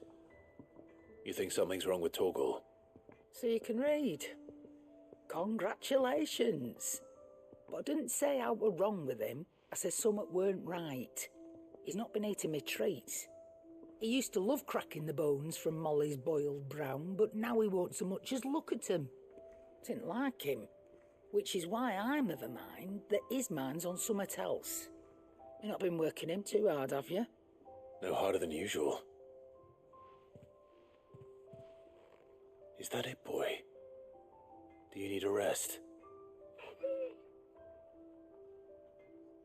What was it you said he was? A frost wolf? That's what the lawsman seems to think. Then maybe this all has something to do with whatever it is that's woken inside him. I suppose things have been different since Rosalith. Perhaps Hippocrates knows something. Instead of everything, you mean? Perhaps.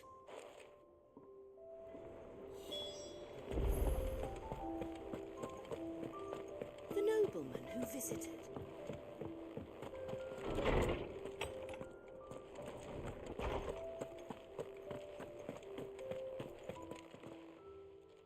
Lawsman, I need to ask you about Torgor.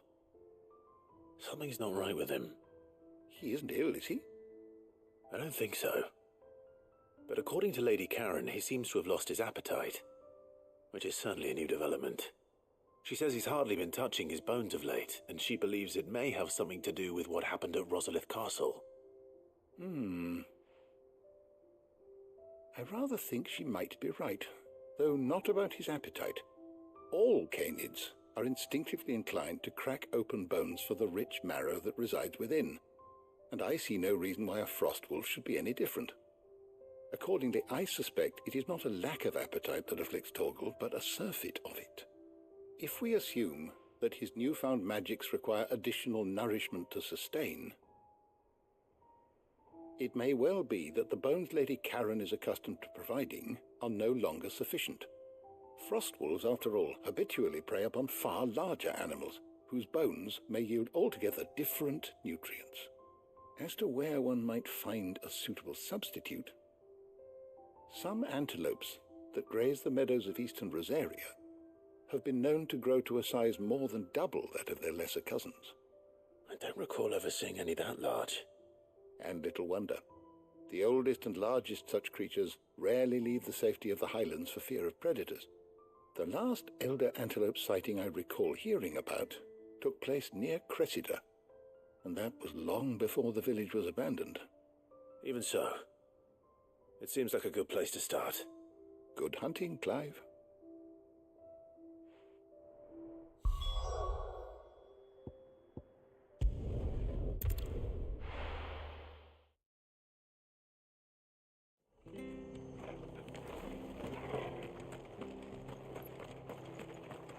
She had a man of Grieger mopping their Please, teach me how to fight. Still here when my shift is over. I'll spar with you.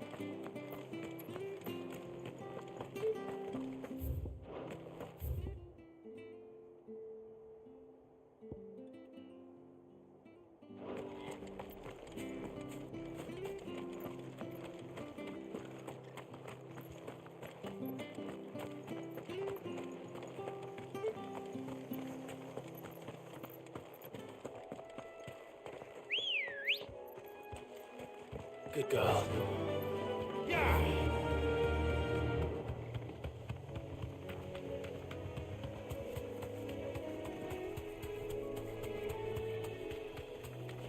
Company.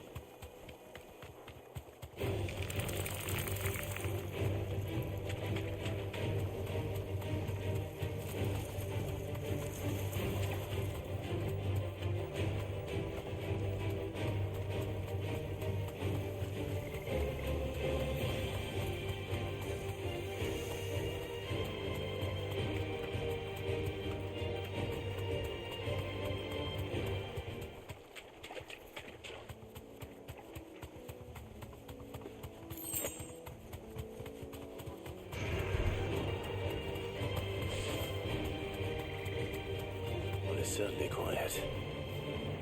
If I were a giant antelope, it'd seem like just the place.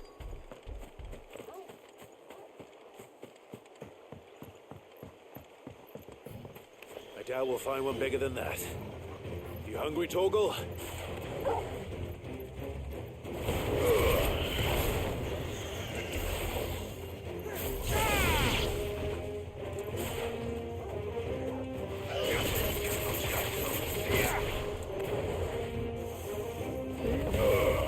It's over.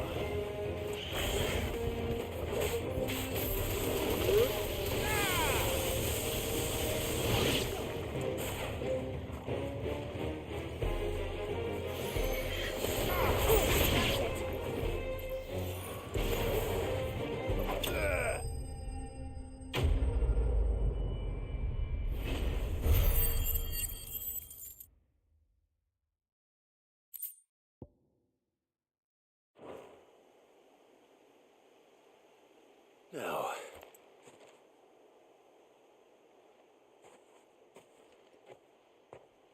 will it be enough, I wonder?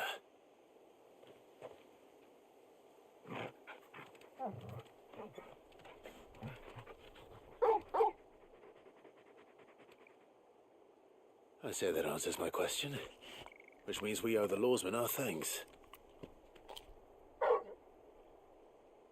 You're just a big puppy, aren't you? A very big puppy.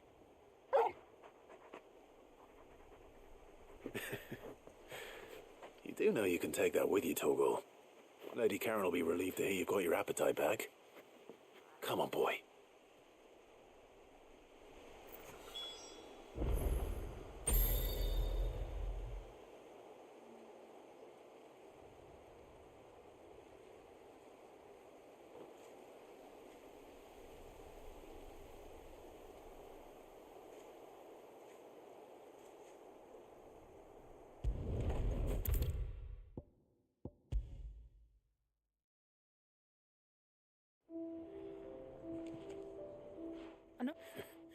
You could say that.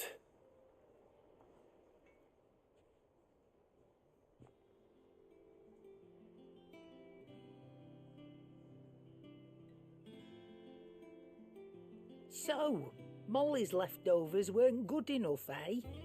That'll teach me for treating you like you're still a pup. All right, no need to shout. Now we know what you're after, I can see about getting some in. Speaking of which, I brought one for later. Can I leave it with you?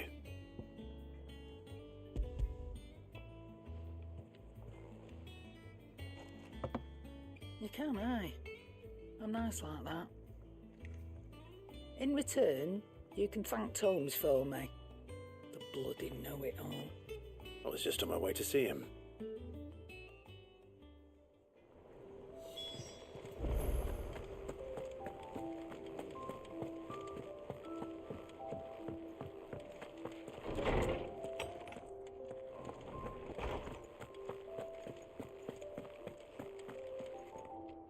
Ah, Clive. Were you able to locate your quarry? We were indeed, Lawsman. You pointed us in exactly the right direction. And Torgal's been a very happy hound ever since. Very good, very good. Lady Karen sends her thanks, by the way, for your part in solving the mystery. Ah. But that reminds me. After your last visit, I found myself pondering Torgal's talents. Do you recall our conversation concerning Lady Jill's role in Torgal's transformation? About how she somehow woke the power within him. Precisely that. A reasonable conclusion, I thought, but one which raised certain questions in my mind. You see, the Fenrir of legend served Shiva and Shiva alone, and while the powers attributed to him are certainly impressive, the records imply they are somewhat different in nature to those you described Torgal as having used. What are you suggesting?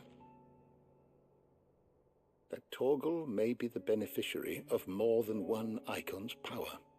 Consider that in addition to Lady Jill, he has served as a loyal companion to you, your brother, and even the late Cid. In short, the icons hitherto near at hand, or should I say at paw, have been diverse and plenty, and that number has only grown as the realm's dominance have fallen to your sword. One can but speculate as to how all of this has affected Torgal. He has seemed more fierce of late. And if I am not mistaken, he will grow fiercer still. We are fortunate indeed to be able to count him amongst our allies and not our adversaries. Oh, he's more than an ally. He's a friend.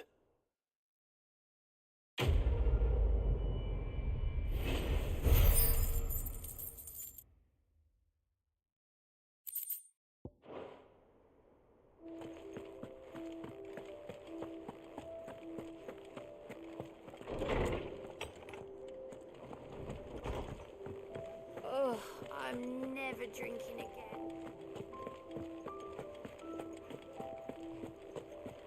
He cracked the crystal too? You joking?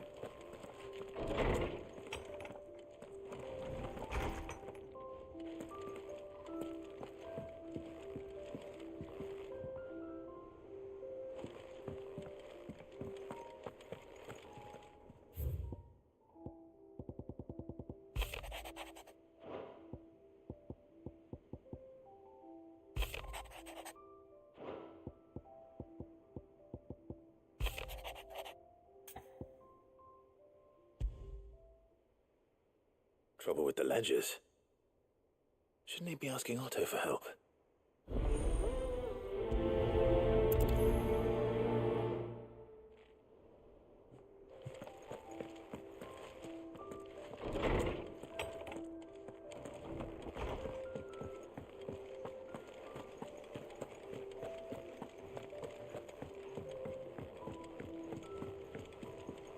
I don't know where Cid gets the energy.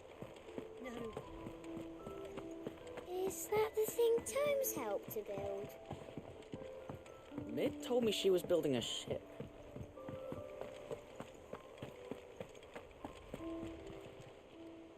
Oh, I wasn't expecting you back so soon.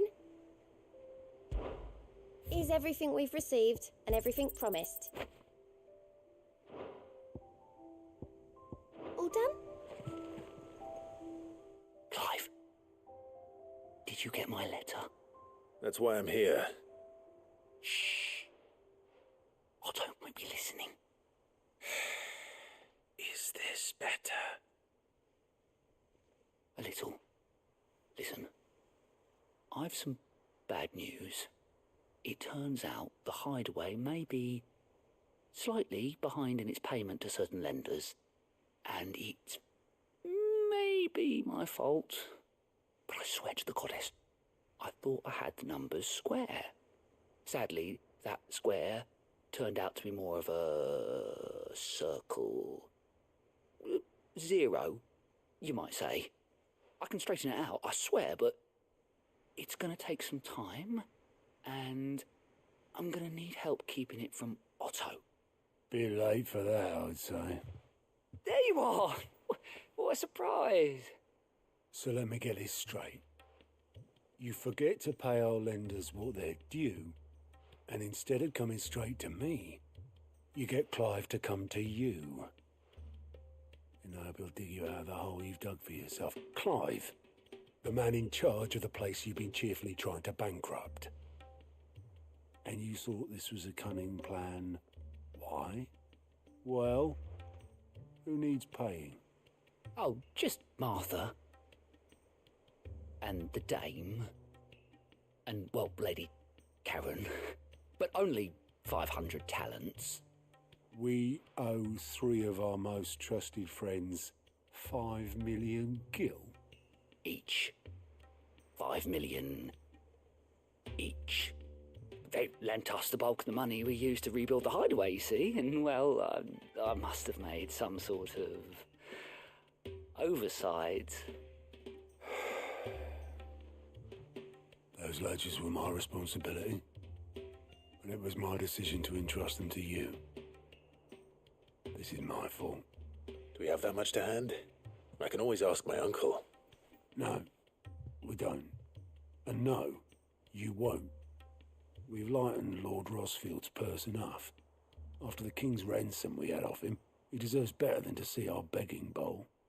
Besides, we'll need to learn to stand on our own if we're going to make this work.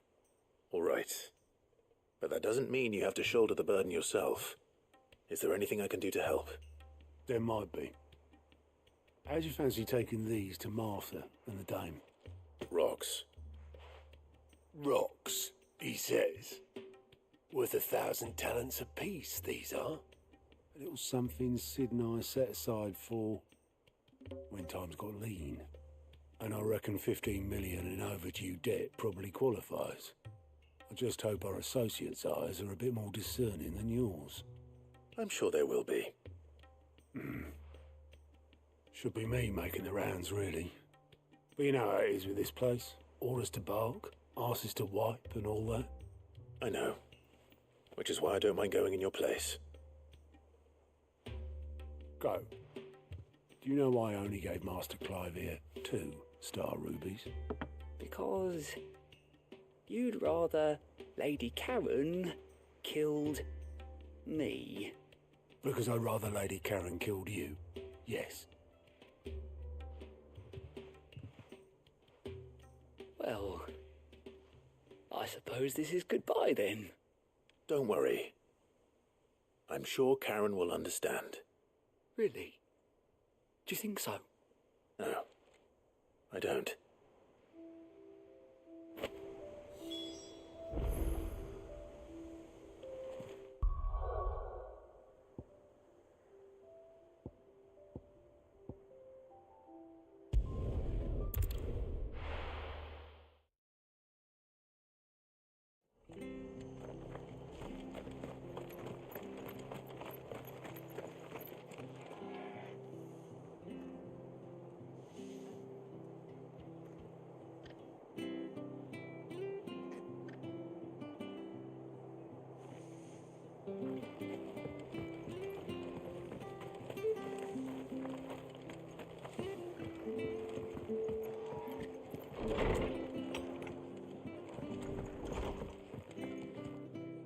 Clive, we weren't expecting you.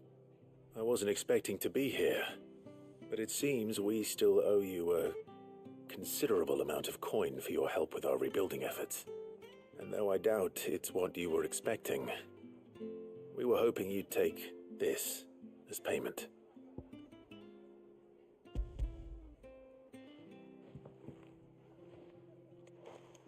A star ruby? I can't accept this. It's worth at least twice what you owe me. More if you can find yourself the right buyer. Think of the difference as interest. Interest? If word got out I charged that much, no one would ever borrow from me again. Anyway, why are you the one here asking me about this? I'd have expected Otto. Bit much sending the Lord Marquis out to settle your debts, isn't it? The old goat working himself to death again? Something like that. Most days I think he's the only reason the hideaway's still standing. Same as always, eh? Back when the place was nothing but a twinkle in the eye of a recently retired Lord Commander, word is he was the first one Sid reached out to. Probably knew that without his strong arm and level head, the idea would never get off the ground. Sid may have been the face of the hideaway, but Otto's always been the backbone. And when Sid passed away, we were all worried that would be the end of it. That Otto would just give up. His death was hard on everyone. But it must have hit Otto hardest of all. But he didn't give up, did he? Quite the opposite, in fact. If I recall, he was the one who nominated you as Sid's replacement, and rallied the rest around you. I reckon what he saw in Sid, he saw in you too. And don't we all? Doesn't hurt that you're half as stubborn and twice as handsome, neither. That, and you keep good company. I suppose I do.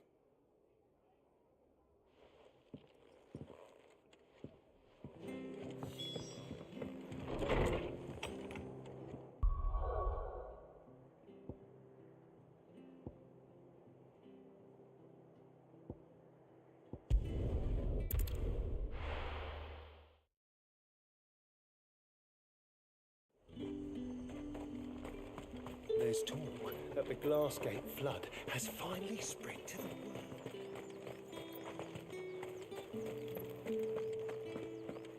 Citizens are free to come and go as they please. Checkpoints open to all. You'll find little beyond Northreach, though. When the throne moved south, most with any sense followed. Did you hear? The gates to heaven. I want to see you. It's all right. What am I going to do without Sweetwater and oil of talc? Milady, I come bearing gifts. Gifts? Whatever is the occasion.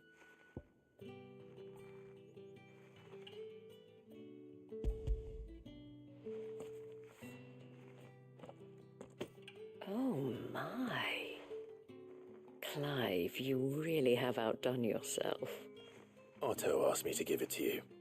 To settle the Hideaway's debt with the Veil. And to compensate you for the time it took us to do so.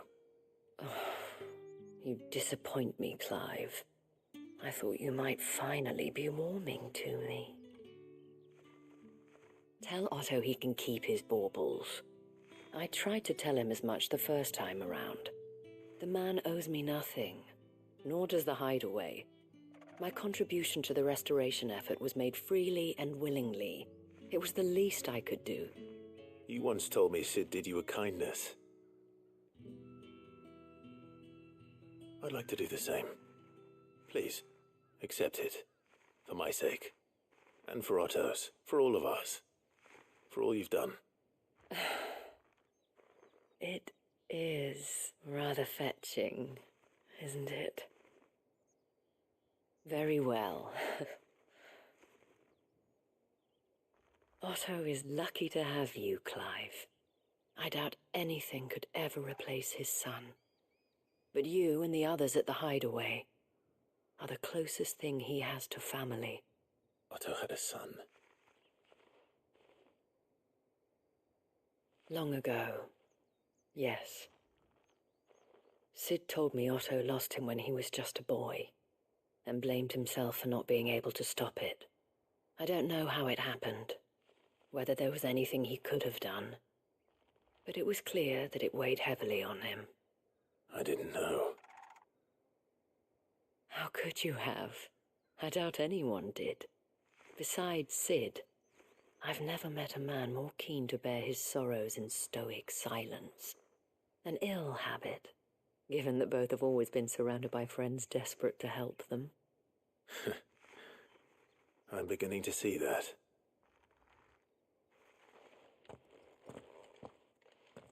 Gob will want to know the stones were delivered. If he's still with us.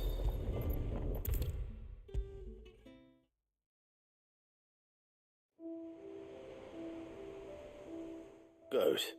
Still alive, I see. So Lady Karen accepted the ruby. Ah, about that.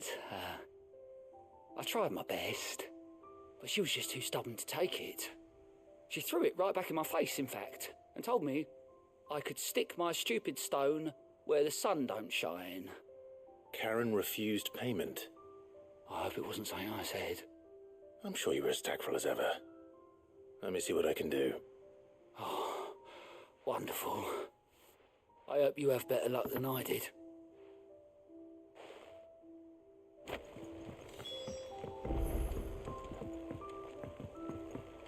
Mid told me she was building a ship.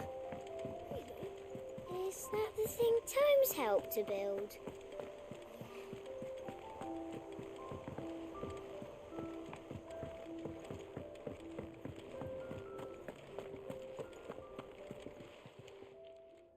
Lady Karen, Goad tells me you weren't happy with our offer. Would you prefer the debt was repaid in coin? What debt?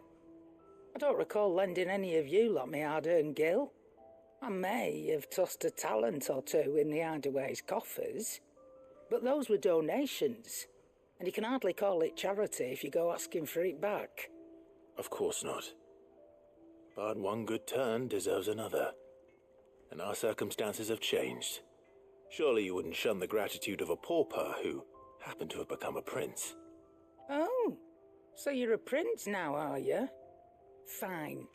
But I'm selling it and taking what I'm owed, then you're getting the rest whether you like it or not.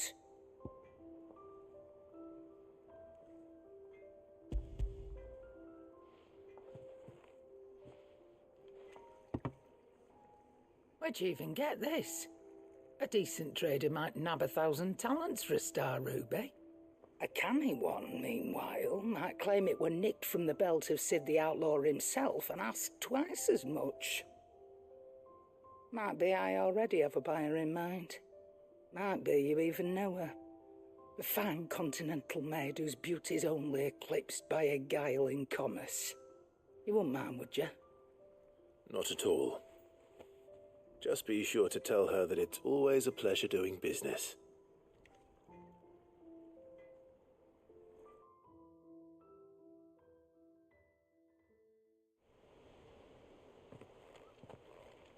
I hear you ended up delivering all 3 stones.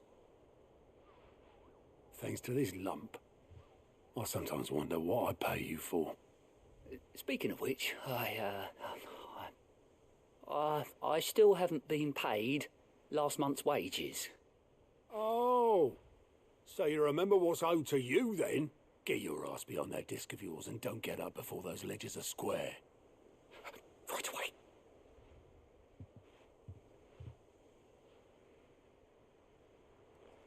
I've seen that before. Yeah. Plenty of times. It was the only goblet Sid ever used, either out of habit or because the filthy soul couldn't be bothered to find a clean one. I knew so little about him. Like most people. Martha and the Dame both seem to have fond memories of him. I bet they do. How long did you know Sid before he... Before he died? 20 summers, give or take.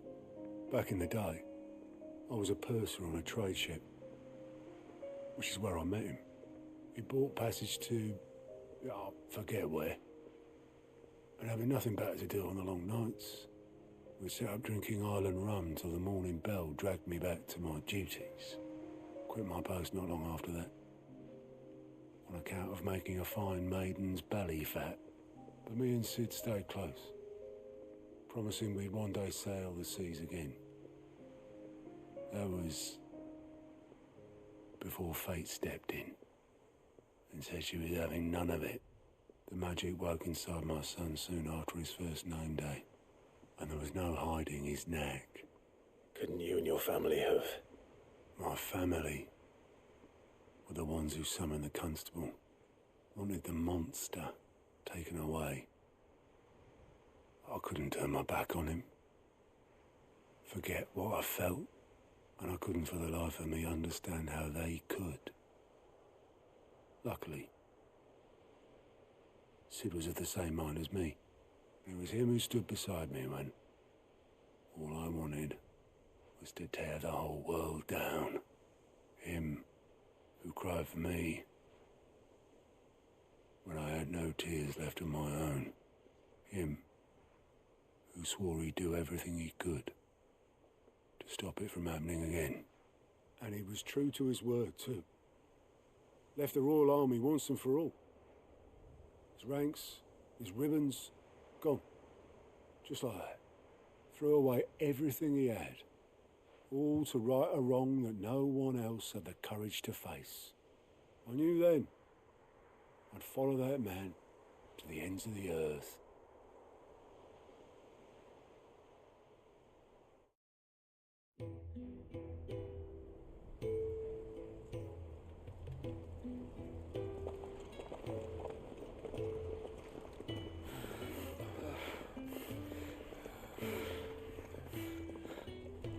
He was always too clever for his own good, was Sid. Saw the world for what it really was, while the rest of us were content to go along with the lie we were shown. And it can't have been easy, bearing that burden alone.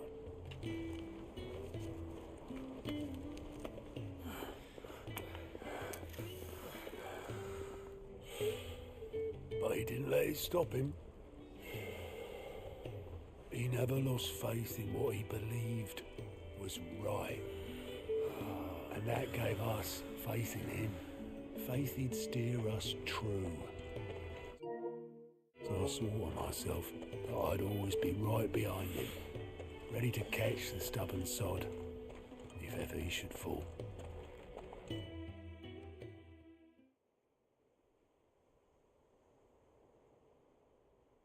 But I couldn't even do that.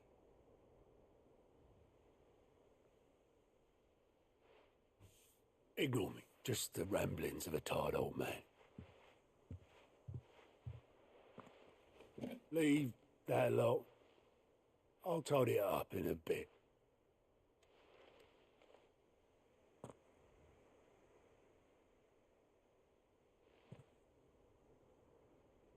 This is Sid's handwriting.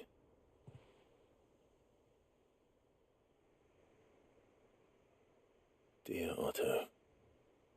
I may be drunk, but I wanted you to know this place would be fucked without you. Love you, you grumpy old sod.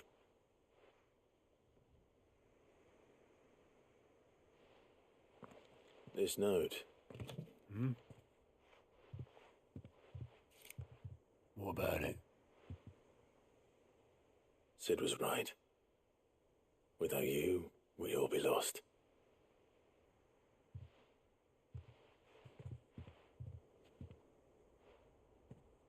He should have bloody well said so then. Just once. Before he went. But then, why would he? Him, or anyone? I'd only have told him to piss off.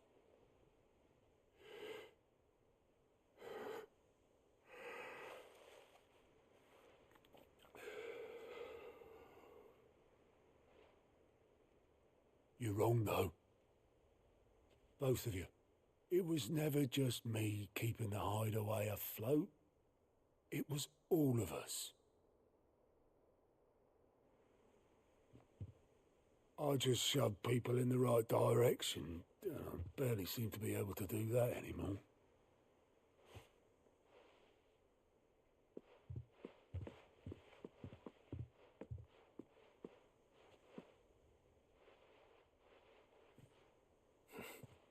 Would you rather go at the helm? Well, maybe I've got a few more years left in me. I'm going to hold you to that, Otto. Before you go, Sid would have wanted you to have this. But that's... This'll do me just fine.